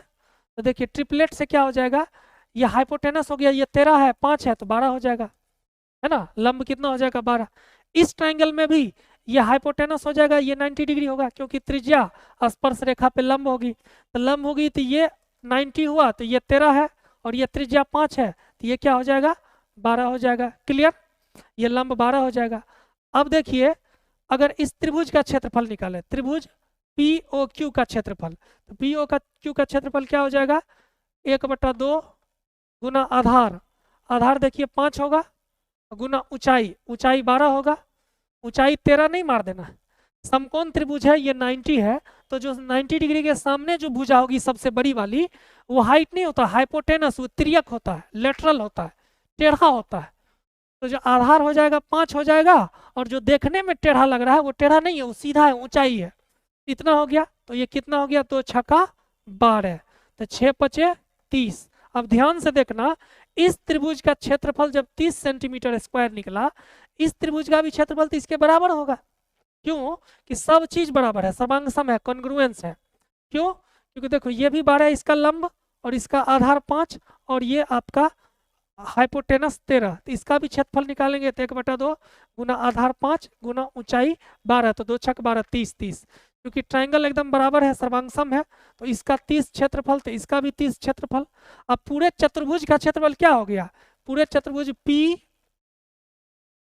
क्यू ओ, ये O R, P Q O R का क्षेत्रफल क्या हो गया, इस त्रिभुज का क्षेत्रफल प्लस इस त्रिभुज का क्षेत्रफल, यानी इसका भी क्षेत्रफल 30, इसका भी क्षेत्रफल 30, तो 30 + 30 बराबर 60 सेंटीमीटर स्क्वायर। आपका आंसर हो जाएगा area of area of quadrilateral P Q O R. आप समझ पा रहे होंगे, दोनों ट्राइंगल का एरिया निकाल के जोड़ दिया तो पूरा चतुर्भुज पी क्यू ओ आर का एरिया निकल गया। ठीक है, कंफ्यूजन हो रहा होगा, तो देखिए कह क्या रहा था, क्वेश्चन कह रहा था कि एक बिंदु P से, P कोई बिंदु है जो 5 सेंटीमीटर त्रिज्या वाले वृत्त, देखिए वृत्त का केंद्र है और इसकी त्रिज्या कितनी है, 5 सेंटीमीटर है, त्रिज्या कितनी है, 5 सेंटीमीटर है।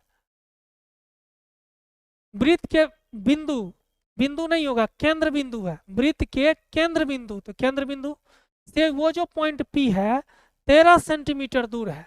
अब हुआ ये 13 सेंटीमीटर दूर है, और P से दो स्पर्श रेखा PQ और PR खींचा जाता है, PQ और PR खींचा जाता है। स्पर्श रेखा पर त्रिज्या लंब होगा, स्पर्श रेखा पर त्रिज्या लंब होगा।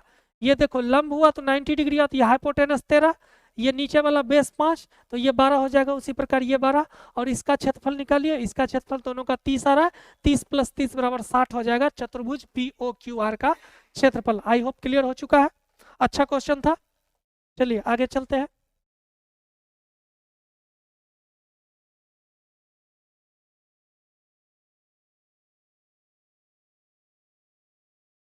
आधार बिल्लिया और ऊंचाई वाले बेलन का आयतन,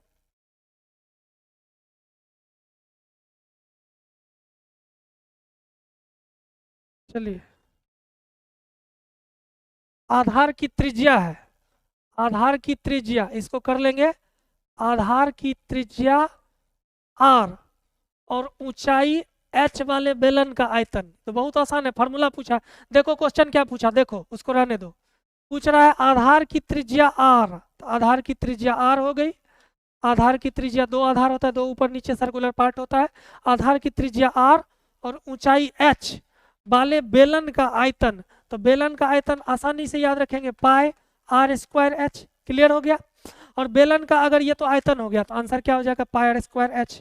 चलिए दूसरा फॉर्मूला, अगर बेलन का वक्र पृष्ठ पूछे, curve surface area, curve surface area सिर्फ इतना वाला पार्ट, टेढ़ा वाला, इसको नहीं लेना है, सर्कल वाले पार्ट को नहीं लेना, सिर्फ जो घुमावदार पार्ट सतह है, यानी कि कर्व सरफेस एरिया, वो होता है 2πRh वक्र पृष्ठ का क्षेत्रफल। अगर टोटल सरफेस एरिया पूछे, संपूर्ण पृष्ठ का क्षेत्रफल, तो ये कर्व सरफेस एरिया अभी जो निकाले 2πRh, उसमें ऊपर नीचे जो सर्कुलर फेस है उसके एरिया को जोड़ देंगे, तो सर्कुलर फेस सर्किल है तो इसका एरिया πr², चूंकि त्रिज्या r है तो इसका भी πr² है ना। तो दोनों सर्कुलर फेस का एरिया हो जाएगा πr² + πr² बराबर 2πr²। कितना हो जाएगा, 2πr²। तो टोटल सरफेस एरिया हो गया, curve surface area 2πRh plus इन दोनों का एरिया, टोटल मतलब संपूर्ण भाग का क्षेत्रफल, तो 2πr², ऊपर भी πr² प्लस πr² 2πr²। इसी में आगे चल के हम लोग 2πr कॉमन ले लेते हैं तो हो जाता है r + h, 2πr² 2πrh। चलिए, तो ये बेलन का सिंपल फार्मूला पूछा था, तो आयतन का क्या हो जाएगा, πr²h। आगे चलते हैं नेक्स्ट। चलिए इस क्वेश्चन में हम लोग देखते हैं, करा एक बेलनाकार बॉक्स में, तो लीजिए बेलनाकार बॉक्स पहले बना लेते हैं। बना लिए, ये इसके आधार की त्रिज्या, नीचे में त्रिज्या और इसका ऊंचाई h। कह रहा है कि डैश घुमावदार सतह और डैश वृत्ताकार फलक होते हैं। घुमावदार मतलब घूमने वाला, ऐसे ऐसे जो घुमावदार मतलब कर्व, कर्व मतलब मुड़ा हुआ, घुमा हुआ। तो घुमावदार सतह देखो यहाँ से चलेंगे उस पर होके आ जाएंगे। कलम भी एक बेलन है, इसका देखो ये बेलन है तो इसका घुमावदार सतह, यहाँ से घूमे फिर यहाँ घूम के आ गए। तो घुमावदार सतह एक ही होता है, घुमावदार सरफेस सतह एक ही होता है, ये पूरा सतह एक सतह। तो घुमावदार सतह कितना हो गया, ये वाला एक, कितना हो गया एक। और डैश वृत्ताकार फलक, तो देख लो एक वृत्ताकार फलक और दूसरा वृत्ताकार फलक। तो वृत्ताकार फलक कितने होते हैं, दो, जो दोनों समान होते हैं। कौन कौन दोनों समान, तो वृत्ताकार फलक दोनों समान। अभी देखे ना दोनों का एरिया समान है, पायर स्क्वायर पायर स्क्वायर। तो एक बेलनाकार बॉक्स में एक घुमावदार सतह होगा और दो क्या होगा, वृत्ताकार फलक। तो एक और दो हमारा क्या हो जाएगा, आंसर। आगे चलते हैं। चलिए, यदि दो क्षेत्रों के सतह क्षेत्र इतना के अनुपात में हो तो उनके आयतन किस अनुपात में होंगे, है ना। ये क्वेश्चन एग्जाम में ही ऐसा था, इसमें कहीं कोई प्रिंटिंग मिस्टेक नहीं है। ये कह रहा दो क्षेत्रों के सतह क्षेत्र, इसको देना चाहिए था गोलीय क्षेत्र दे देना चाहिए था, आसानी से आंसर निकल जाता। अभी हम लोग मान लेते हैं गोलीय क्षेत्र, सतह के क्षेत्र, क्षेत्र अगर कहे तो इसका मतलब हुआ एरिया से मतलब है। क्या पूछ रहा है, एरिया पूछ रहा है। तो गोलीय सतह मान लेते हैं। तो गोलीय सतह जब मानेंगे, गोला अगर मानेंगे, उसका त्रिज्या अगर r हो, गोला का r हो त्रिज्या, उसके गोलीय सतह का क्षेत्रफल क्या होता है, संपूर्ण सतह का क्षेत्रफल क्या होता है। हम लोग जानते हैं टोटल सरफेस एरिया जो गोला का गोलीय सतह का होता है 4πr² होता है, लेकिन जो वॉल्यूम होता है वो होता है 4/3πr³ होता है। कोई दिक्कत नहीं। तो यहाँ पे एग्जाम में ही थोड़ा सा ऐसे अल्टर लिखा है, लेकिन फिर भी स्मार्ट बच्चा रहेगा तो कंफ्यूजन बिना किए हुए आराम से सटाक से मार देगा। तो चार से क्या होगा, 3 हो गया, तो 64 से 27 मार के आ जाएगा फटाक से आंसर। कोई दिक्कत नहीं है, लेकिन आपको हम दिखा देते हैं। जब एरिया आपको दे दिया है, एरिया कितना दे दिया है दोस्तों, 16:9 में गोलीय सतह का एरिया। कैसे समझे, ये एरिया का रेशियो है। तो दो क्षेत्रों यानी गोलीय सतहों के क्षेत्र, क्षेत्र मतलब सिंपल क्षेत्रफल से, तो क्षेत्रफल का अनुपात दे दिया 16:9। क्षेत्रफल देखिए होता है πr², है ना। तो त्रिज्या का रेशियो क्या हो जाएगा, देखिए त्रिज्या कैसे निकलेगा, टोटल सरफेस एरिया बराबर होता है 4πr²। ये तो कांस्टेंट है ना, ये कांस्टेंट है, तो इसको कांस्टेंट रखते हैं। तो कांस्टेंट को जब हटाएंगे तो टोटल सरफेस एरिया को अभी एरिया मानते हैं, तो कांस्टेंट टर्म को हटाते हैं तो एरिया में प्रोपोर्शनलिटी का साइन जुट जाएगा, तो r² के प्रोपोर्शनल हो जाएगा। नीचे रहता तो इन्वर्सली, ऊपर रहता तो डायरेक्टली प्रोपोर्शनल। तो अब कहने का मतलब है कि जो एरिया का रेशियो होगा, तो एरिया इधर से स्क्वायर हटाओ तो अंडर रूट एरिया हो गया। अंडर रूट एरिया जो प्रोपोर्शनल हो जाएगा r के। इसका मतलब आप सब लोगों को पता होगा कि एरिया का जो जिस अनुपात में चेंज होगा उसके स्क्वायर रूट में चेंज होगा आपको r में, यानी त्रिज्या में।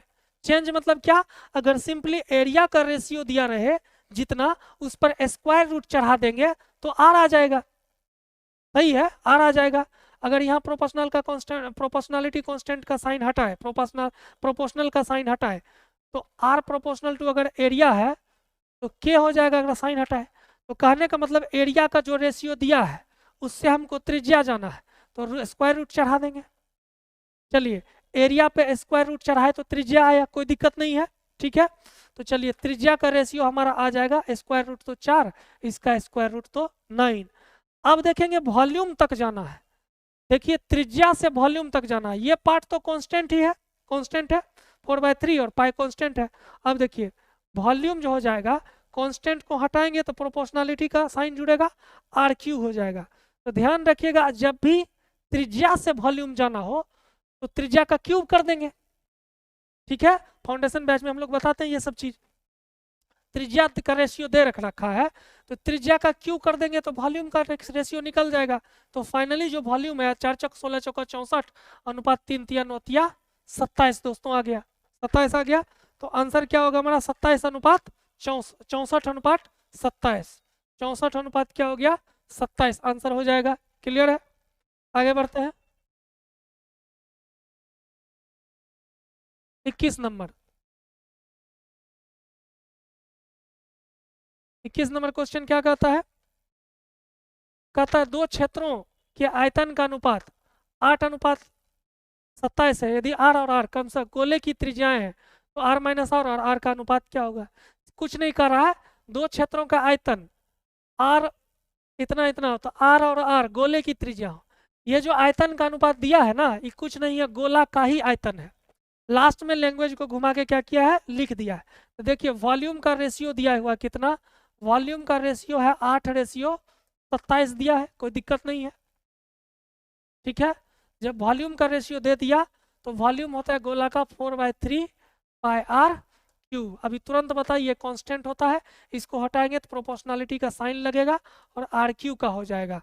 तो अगर हमको वॉल्यूम से त्रिज्या तक जाना हो तो इसका क्यूब रूट ले लेंगे, वॉल्यूम का क्यूब रूट ले लेंगे तो त्रिज्या निकल जाएगा। तो देखिए वॉल्यूम का क्यूब रूट अगर हम ले लेते हैं तो त्रिज्या निकल जाएगा। इसका क्यूब रूट लीजिए 8 का और 27 का क्यूब रूट लीजिए, तो आर बराबर हो गया 2 दूनी 4 दूनी 8, इसका क्यूब रूट 2 और 3 3 9 3 27, 2:3 हो गया आपके त्रिज्या का अनुपात। तो चलिए देखते हैं, आर और आर क्रमशः गोले की त्रिज्याएं हैं। ये जो त्रिज्या है गोला का त्रिज्या है, तो छोटा वाला को स्मॉल आर दे देंगे, बड़ा वाला को क्या देंगे, कैपिटल आर। देखने से ही लग रहा है ये दोनों जो त्रिज्या किसका है, दोनों त्रिज्या है गोला का।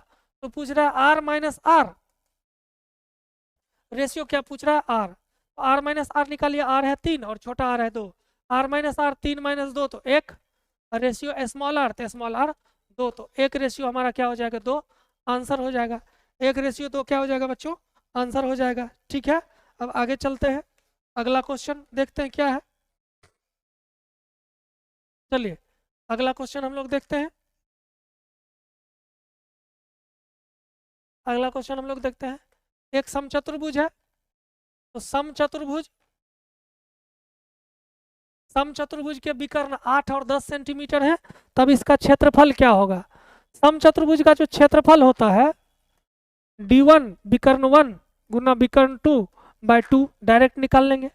और जब समचतुर्भुज की भुजा पूछ दे, साइड पूछ दे, तो होता है half under root d1 square plus d2 square. Clear हो गया? चलिए बहुत आसानी से इसको खींच दीजिए। क्षेत्रफल निकालना है, क्षेत्रफल हो जाएगा d1 इंटू d2/2। तो d1 दिया हुआ है, पहला विकर्ण दिया हुआ है 8, दूसरा विकर्ण है 10/2, तो कितना हो गया 40 सेंटीमीटर स्क्वायर हमारा आंसर हो गया। 40 सेंटीमीटर वर्ग इसका क्षेत्रफल हो गया। दूसरा भी तरीका अपना सकते थे, समचतुर्भुज की चारों भुजाएं बराबर होंगी, चारों भुजाएं क्या होगी, बराबर होगी, तथा जो समचतुर्भुज के विकर्ण है समकोण पर समद्विभाजित करते हैं। समद्विभाजित मतलब ये बराबर इसके, ये बराबर इसके, मतलब दोनों विकर्ण एक दूसरे को दो बराबर भागों में बांटेंगे, किस पे, समकोण पे। किस पे, तो समकोण पे। आप ध्यान से देखेंगे, एक विकर्ण कितना था, 8 था। जब 8 था तो इस विकर्ण को दूसरा विकर्ण दो बराबर भाग में बांटा, तो इधर वाला पार्ट 4, इधर वाला पार्ट 4, क्योंकि दो बराबर भाग में बांटा तो 4 4 8।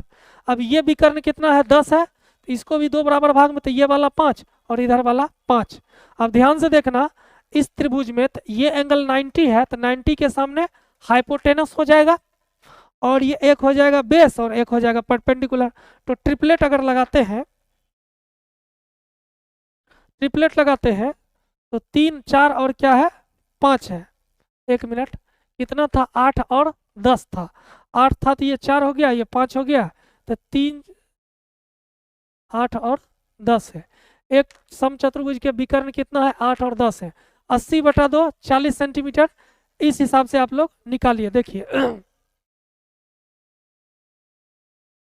25 + 16, 25 10 35 6 41। अरे इससे तो निकल, एक मिनट, 10 है तो 5 5, 8 है तो ये 4 ये 4, ये 4 ये 5, और ये हाइपोटेनस है, तो ये हो जाएगा √16 + 25, 25 √16 41। नहीं, इससे नहीं हो रहा है, 40 आपका आंसर फाइनली है। इसी से बनाएंगे, है ना, आप लोग इसी से बनाएंगे। ये 40 सेंटीमीटर स्क्वायर अभी आपका एरिया आ रहा है। क्लियर है। और भुजा निकालना रहता तो भुजा आसानी से निकाल लेते, हाफ अंडर रूट 8 का स्क्वायर प्लस 10 का स्क्वायर, 8 का स्क्वायर 64, 10 का स्क्वायर 100, 88 64 प्लस 100, 164/2 भुजा का निकल जाता है। तो यहाँ आपका सिर्फ क्षेत्रफल 80/2 40 सेंटीमीटर स्क्वायर। आगे बढ़ते हैं। चलिए, कह रहा है कि एक किनारे पर तेज बेलनाकार पेंसिल लीजिए, किनारा है पेंसिल का, ये बहुत तेज है और ऐसे ऐसे छीला गया है और ये पेंसिल आपका हो गया। ये कह रहा है एक किनारे पर तेज एक बेलनाकार पेंसिल, संयोजन है, किसका संयोजन है? एक शंकु, चलिए ये तो शंकु दिख रहा है, और एक बेलन, हाँ ये बेलन है, सही है। एक शंकु और बेलन का छिन्नक नहीं, छिन्नक नहीं है, फ्रस्टम नहीं है। बेलन का छिन्नक होता है बाल्टी, ऊपर से शंकु को काट देते, छिन्नक नहीं होता है, यहाँ फ्रस्टम का नहीं है। अर्धगोला नहीं, अर्धगोला तो है ही नहीं, ये तो ऐसे रहता हेमिस्फेयर। और एक बेलन, 4 बेलन तो होगा ही नहीं। सिंपल आंसर है एक शंकु है और एक क्या है? बेलन है। एक शंकु है और क्या है? एक बेलन है। चलिए सही है, आगे चलते हैं। चलिए, एक बैडमिंटन दे दिया, बैडमिंटन खेलने के लिए इस्तेमाल किए जाने वाले शटल कॉर्क का आकार संयोजन किसका है? कॉर्क ऐसे होता है दोस्तों, ऐसे रहता है, फिर ऐसे, फिर इसके बाद ऐसे चलता है और ये ऐसे जाएगा, ऐसे इस तरह से, ठीक है। कॉर्क है का संयोजन किस रूप में होता है? तो संयोजन होता है, ये देखिए, ये तो एक अर्धगोला हो गया, तो अर्धगोला, और इसका आकार क्या है? ठीक है, इसका क्या है? ये एक फ्रस्टम है, अगर ये आगे ऐसे बढ़ा हुआ जाता तो शंकु हो जाता है ना, ये ऐसे आगे बढ़ा हुआ जाता, आगे बढ़ा हुआ जाता शंकु हो जाता, लेकिन इसको काट दिया गया है तो सिर्फ इतना है, तो इसको कहेंगे छिन्नक। ये क्या हो गया? छिन्नक। और किसका छिन्नक हुआ? शंकु का। तो एक सिलेंडर, सिलेंडर तो है ही नहीं, सिलेंडर तो सीधा रहता, बेलना ऐसे, सिलेंडर है, सिलेंडर गया। एक शंकु और एक गोला, हाँ शंकु तो पूरा नहीं है ना, शंकु का छिन्नक है, तो शंकु वाला नहीं होगा। और गोला नहीं है, अर्ध गोला है, गोला ऐसे होता है, ये आधा गोला है, नहीं होगा। तो एक शंकु और एक गोलार्ध का एक छिन्नक, ठीक है, एक शंकु और एक गोलार्ध का क्या है? छिन्नक, ये ऑप्शन जाएगा। लेकिन ज्यादा सही क्या बोलना रहेगा? ज्यादा सही रहेगा एक गोलार्ध और एक शंकु का छिन्नक, लेकिन यहाँ जोड़ के दे दिया है एक शंकु और एक गोलार्ध का छिन्नक, समझेंगे इसको, ये शंकु का छिन्नक है और गोलार्ध है। आप लोग समझ गए होंगे। चलिए आगे बढ़ते हैं नेक्स्ट क्वेश्चन की तरफ। आगे देखते हैं दोस्तों। चलिए, एक घन है, हम लोग जानते हैं घन में जो किनारा होता है, यानी उसका भुजा एक तरह से हो गया, किनारे की लंबाई जैसे घन हुआ, घन का सब फलक बराबर होगा, वर्ग होगा, स्क्वायर होगा। तो ये जो किनारा 1 2 3 4 5 6 7 8 9 10 11 12 किनारे, जो 12 एजेज होंगे, है ना, वो सब 12 किनारे भुजा का काम करेगा, भुजा जैसा होगा। और मान लेते हैं कि किनारा अगर ए हो तो घन का जो आयतन वॉल्यूम होता है कितना होता है? 1 क्यू। किनारा का क्या होता है? साइड का, एज का क्यू होता है। यदि एक घन का आयतन 1728 है, वॉल्यूम ही 1728 दे दिया, तो इसके किनारे की लंबाई क्या होगी? तो किनारा मतलब ए को कैसे निकालेंगे? क्यूब रूट ऑफ आयतन ले लेंगे। देखिए यहाँ से क्यूब रूट ऑफ आयतन, अगर इस 1728 का क्यूब रूट हम ले लेते हैं, क्यूब रूट ले लेते हैं तो किनारा निकल जाएगा। और 1728 का क्यूब रूट होता है 12 गुना 12 गुना 12, तो आंसर हमारा किनारा का लंबाई क्या हो जाएगा? 12 हो जाएगा। क्लियर, कोई दिक्कत नहीं। चलिए आगे नेक्स्ट क्वेश्चन देखते हैं। नेक्स्ट क्वेश्चन है हमारा, तरह समान आकार के 8 ठोस गोले पिघलने से बने होते हैं। आधार व्यास, आधार का व्यास 6 और ऊंचाई 32 सेंटीमीटर का एक ठोस धातु सिलेंडर, प्रत्येक गोले का व्यास क्या है?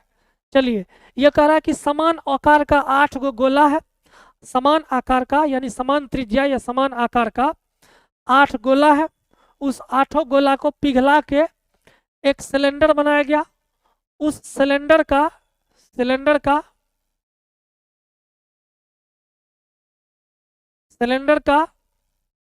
व्यास यानी कि डी बराबर 6 सेंटीमीटर और उसका सिलेंडर का ऊंचाई कितना हो जाएगा 32 सेंटीमीटर। कितना हो जाएगा 32 सेंटीमीटर। तब पूछ रहा है कि धातु के प्रत्येक गोले का व्यास। जब भी पिघलाने वाला कॉन्सेप्ट होता है, जितना आकृति को एक साथ रख के पिघलाया गया है उसका टोटल आयतन कभी चेंज नहीं होगा। जैसे 5 गोला को एक साथ पिघला के एक बड़ा गोला बनाया गया, तो पांचों गोला के आयतन को जोड़ देंगे तो आयतन जो आएगा, जो बड़ा गोला पिघलने के बाद बना होगा उसके आयतन के क्या आएगा, बराबर आएगा।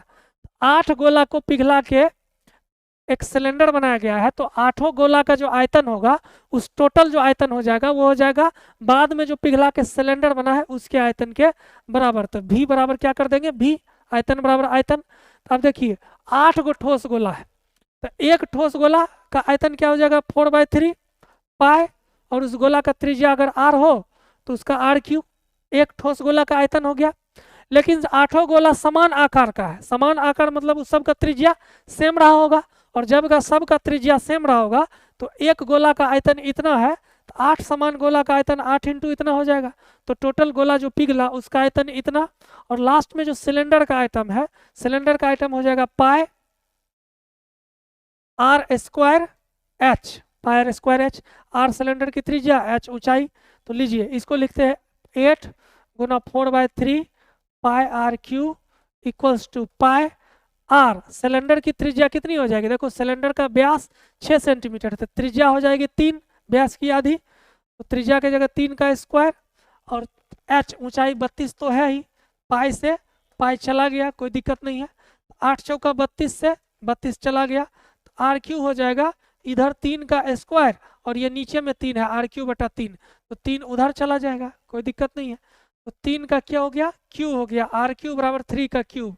इस हिसाब से r हमारा कितना आ गया, r आ गया, r हमारा कितना आ गया, r आ गया। तो प्रत्येक गोले का व्यास कितना है, तो देखो प्रत्येक गोले का त्रिज्या r निकला, प्रत्येक गोले का त्रिज्या 3, तो व्यास कितना हो जाएगा, त्रिज्या का दुगुना 6 सेंटीमीटर। त्रिज्या का दुगुना क्या हो जाएगा, 6 सेंटीमीटर। चलिए आई होप क्लियर हो गया होगा। आगे हम लोग चलते हैं, अगला क्वेश्चन दोस्तों देखते हैं। अगला क्वेश्चन बहुत अच्छा है, चलिए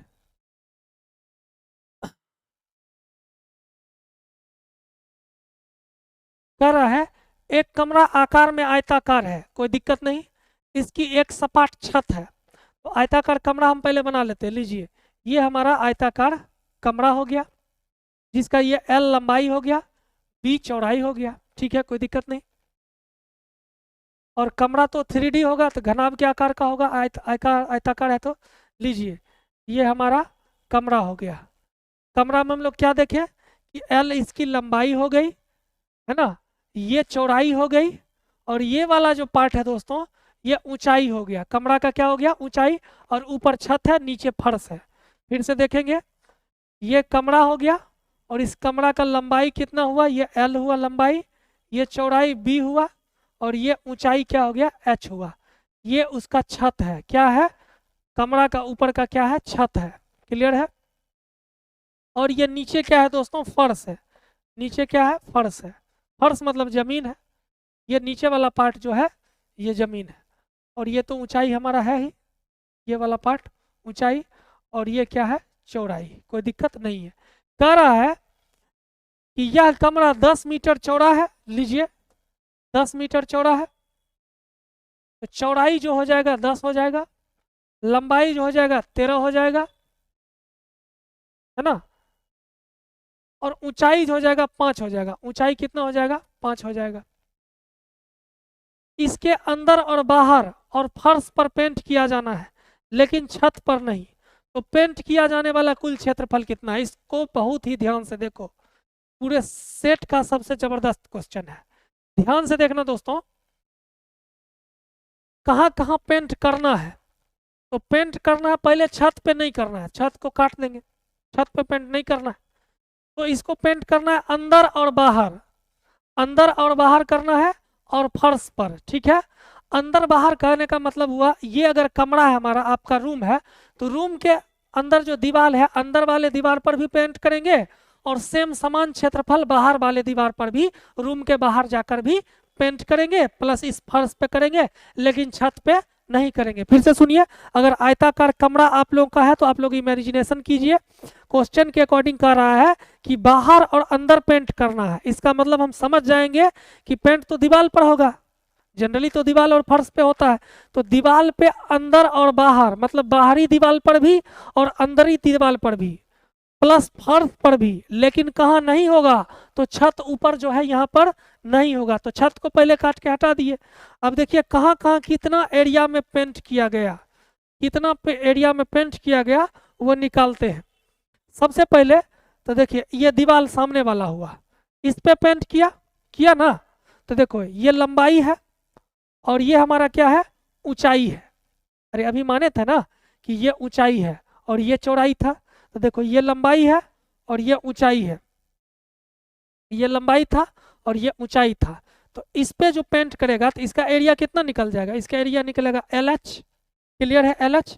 अब सेम इस दीवार के पैरेलल उस साइड एक दीवार है, देखो जिसमें कि एक लंबाई है और एक ऊंचाई है, ये दीवार इस दीवार के सामने, जैसे ये दीवार है इसके सामने एकदम समांतर सेम एरिया का दीवार है, तो फिर LH हो गया, है ना।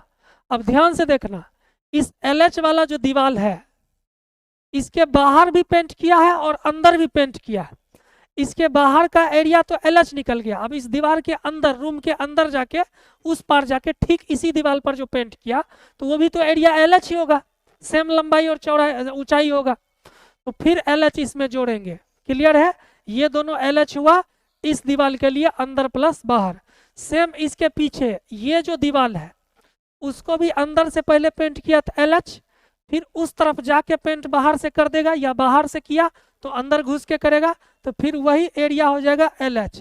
ये हो गया विपरीत साइड वाले पीछे वाले दीवार का अंदर और बाहर का क्षेत्रफल जिस पे पेंट किया गया है। ये हो गया सामने वाले दीवार अंदर और बाहर जिस पर पेंट किया गया है। अब देखिए एक और दीवार ऐसे है, ये वाला दीवार का एरिया निकलेगा कैसे, तो ऐसे निकलेगा, ये B, ये चौड़ाई और चौड़ाई के साथ क्या हो जाएगा, ऊंचाई, चौड़ाई के साथ दोस्तों क्या हो जाएगा, ऊंचाई, ये ऊंचाई। तो इस दीवार में बाहर जो पेंट किए तो हो जाएगा B इंटू H, तो B इंटू H। इसी दीवार में अंदर घुस के पेंट किए तो फिर B इंटू H प्लस। अब चलिए इसके सामने पैरेलल जो अपोजिट में ये दीवार है, ये भी हो जाएगा सेम, ये B और ये इंटू H। इसके भी बाहर पे पेंट किए तो BH, और फिर अंदर घुस के इस दीवार में पेंट किए तो क्या हो जाएगा BH। समझाने के लिए इतना टाइम लग रहा है, नहीं तो जल्दी से बन जाएगा, कोई दिक्कत नहीं। और ये पेंट जो हो गया आपका, दोनों दीवार, इस दीवार के अंदर बाहर, इसके अपोजिट दीवार के अंदर बाहर, फिर इस दीवार के अंदर बाहर और इसके अपोजिट इस दीवार के अंदर बाहर। अभी तक जो पेंट जिस एरिया में हुआ है वो कौन सा एरिया है, वो एरिया है चारों दीवारों का क्षेत्रफल।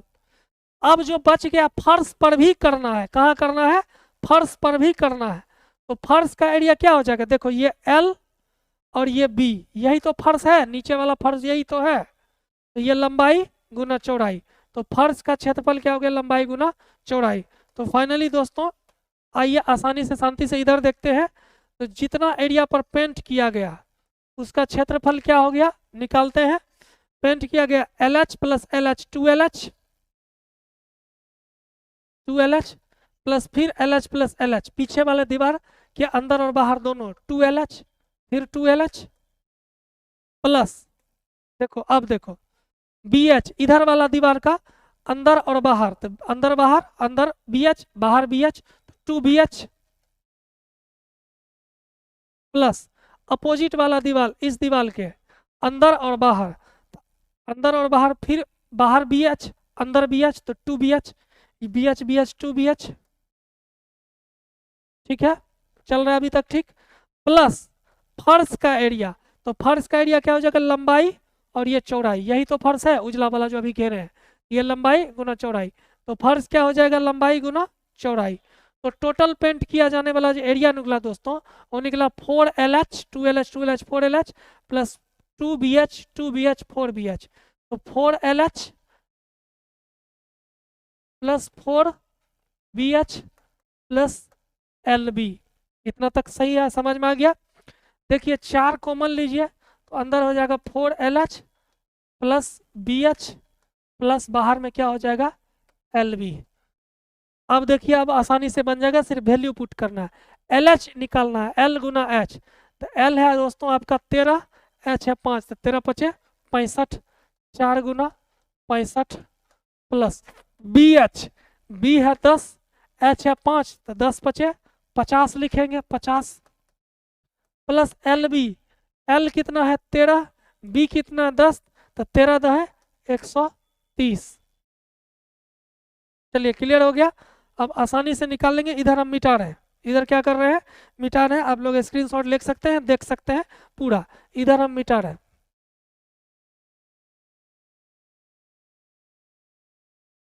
नीचे वाला देखिए कितना आ रहा है, 65 प्लस 50, तो 60 50 110 और 5 115, 4 गुना 115 प्लस 130, 130, 115 गुना 4 तो 460 प्लस 130, 400 100 500 कितना हो गया 90 सेंटीमीटर स्क्वायर। चलिए कुछ लोग जो तेज तरार होंगे उनको लग रहा होगा बहुत स्लो बताए, नहीं ट्रिक सही बताए, इसका ट्रिक नहीं होगा, कॉन्सेप्ट पे ही बनेगा। लेकिन आप लोगों को समझाना था इसीलिए टाइम लगा, नहीं तो आसानी से फट से बन जाएगा। आप लोग इसको फिर से एक बार देखिएगा, आसानी से समझने का कोशिश कीजिएगा। हम लोग नेक्स्ट क्वेश्चन की तरफ मूव कर रहे हैं, चूंकि क्वेश्चन की संख्या है हमारे पास, आगे चलते हैं। 28, चलिए बहुत आसान क्वेश्चन है। कह रहा है यदि एक वृत्त की परिधि और त्रिज्या के बीच का अंतर 37 सेंटीमीटर है। परिधि क्या होता है 2πr, r रेडियस है। वृत्त की परिधि और त्रिज्या के बीच, तो त्रिज्या r है, तो दोनों का अंतर कितना निकल गया 37 सेंटीमीटर, 37 सेंटीमीटर निकल गया। तो वृत्त का क्षेत्रफल, पहले रेडियस निकालिए। अब ध्यान दीजिए, 2 गुना पाई 22/7 और r हम क्या ले लेते हैं कॉमन ले लेते हैं, 2π माइनस 1 हो जाएगा, 2 गुना 22/7, r कॉमन निकल गया, माइनस r कॉमन है तो 1 बचा, इक्वल्स टू क्या हो जाएगा 37, r बाहर है 44/7 माइनस 1 बराबर 37। अब इसको घटाएंगे, r इंटू 37 है ना, 44 में से 7 चला जाएगा 37/7 निकल जाएगा, 37 हो जाएगा, 37 से 37 कट गया और r बराबर क्या आ गया 7 आ गया। जब r बराबर 7 हो तो याद रखेंगे वृत्त का क्षेत्रफल 154 होगा डायरेक्ट, लेकिन निकाल लेते हैं। वृत्त का क्षेत्रफल क्या होगा पाई r स्क्वायर, तो पाई 22/7 गुना r स्क्वायर, तो r है 7, 7 गुना 7, 7 से 7 कटा तो 22 सती क्या हो गया 154 सेंटीमीटर स्क्वायर, 154 सेंटीमीटर स्क्वायर। आगे चलते हैं नेक्स्ट क्वेश्चन की तरफ, ठीक है। चलिए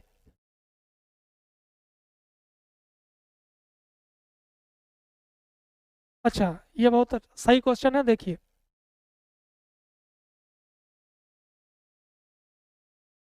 समचतुर्भुज का विकर्ण 24 है, तो 12 हो जाएगा, 5 हो जाएगा, तो 5 12 है 13 हो जाएगा, 13 चौका 52 हो जाएगा।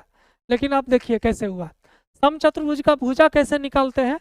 समचतुर्भुज का भुजा का फॉर्मूला होता है, भुजा का फॉर्मूला होता है half under root d1 square plus d2 square, विकर्ण का स्क्वायर। तो हाफ अंडर रूट डी, विकर्ण कितना है 24, 24 का स्क्वायर 576 प्लस 10, दूसरा विकर्ण 10, 10 का स्क्वायर 100, तो कितना हो जाएगा 576, 100 676, 676 का वर्गमूल कितना हो जाएगा 26 हो जाएगा। तो फाइनली 26/2, ये नीचे वाला 2 बराबर भुजा कितना हो गया 13 सेंटीमीटर। हम जानते हैं वर्ग और समचतुर्भुज की भुजा समान होती है, चारों भुजा।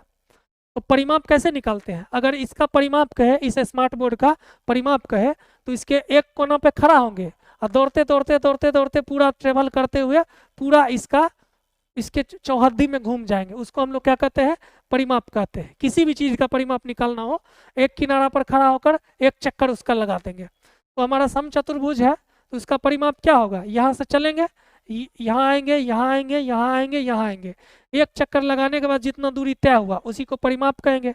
और जानते हैं इसका भुजा बराबर होता है, अगर भुजा 13 निकला है समचतुर्भुज का, तो सब भुजा 13 होगा, ये भी 13, ये भी 13, ये भी 13, तो परिमाप क्या हो जाएगा 13 प्लस 13 प्लस 13 प्लस 13 बराबर 13 चौका 52 सेंटीमीटर। कितना हो जाएगा 52 सेंटीमीटर, 52 यूनिट हो जाएगा। जिस यूनिट में दिया है डेका डेसी कुछ तो कोई दिक्कत नहीं है, आप लोग निकालिए। आंसर कितना हो जाएगा 52। क्लियर हो गया। चलिए इसको आप लोग दूसरे तरीका से देख सकते हैं। यह आपका समचतुर्भुज है जिसकी चारों भुजाएं क्या होती हैं बराबर होती है, यह बात दिमाग में रखना। अब इसका देखिए दो विकर्ण है, एक विकर्ण है दूसरा विकर्ण है। जो समचतुर्भुज का विकर्ण होता है एक दूसरे को समकोण पे समद्विभाजित करेगा, बाइसेक्ट करेगा। The diagonals of rhombus bisects each other at right angle, यानी समकोण पर समद्विभाजित करेगा। मतलब ये डायगोनल इसको दो बराबर भागों में बांटेगा, समद्विभाजित का मतलब, और ये डायगोनल इस डायगोनल को दो बराबर भागों में बांट देगा। क्लियर है। किस पे समकोण पे, यानी दोनों के बीच का एंगल कितना रहेगा समकोण 90 डिग्री, 90 90 90 90 दोनों के बीच। चलिए एक विकर्ण कितना है मान लेते हैं ये 24 है। इस विकर्ण को ये वाला दो बराबर भाग में बांटा तो इधर 12 हो जाएगा, इधर 12 हो जाएगा। ये विकर्ण कितना है तो 10 है। इसको ये वाला विकर्ण दो बराबर भाग में बांटा तो ये 5 हो जाएगा, ये 5 हो जाएगा। अब देखिए चार ट्राइंगल बना, चार में से किसी में चलिए। इस ट्राइंगल में चले तो ये 90 डिग्री है तो ये हाइपोटेनस हो जाएगा, हाइपोटेनस हो जाएगा। तो हाइपोटेनस क्या हो जाएगा देखिए समकोण त्रिभुज है, ये वाला समकोण त्रिभुज है जिसमें ये हाइपोटेनस हो गया क्योंकि 90 डिग्री के सामने का भुजा है। ये 5 है ये 12 है तो ट्रिपलेट के हिसाब से ये 13 हो गया, 5 12 13 ट्रिपलेट होता है। अब समचतुर्भुज की एक भुजा निकल गई तो चारों भुजा निकल गई, चारों भुजा बराबर। तो परिमाप क्या हो जाएगा, परिमाप क्या हो जाएगा 4 गुना भुजा यानी 4 गुना 13 बराबर 52 यूनिट। आंसर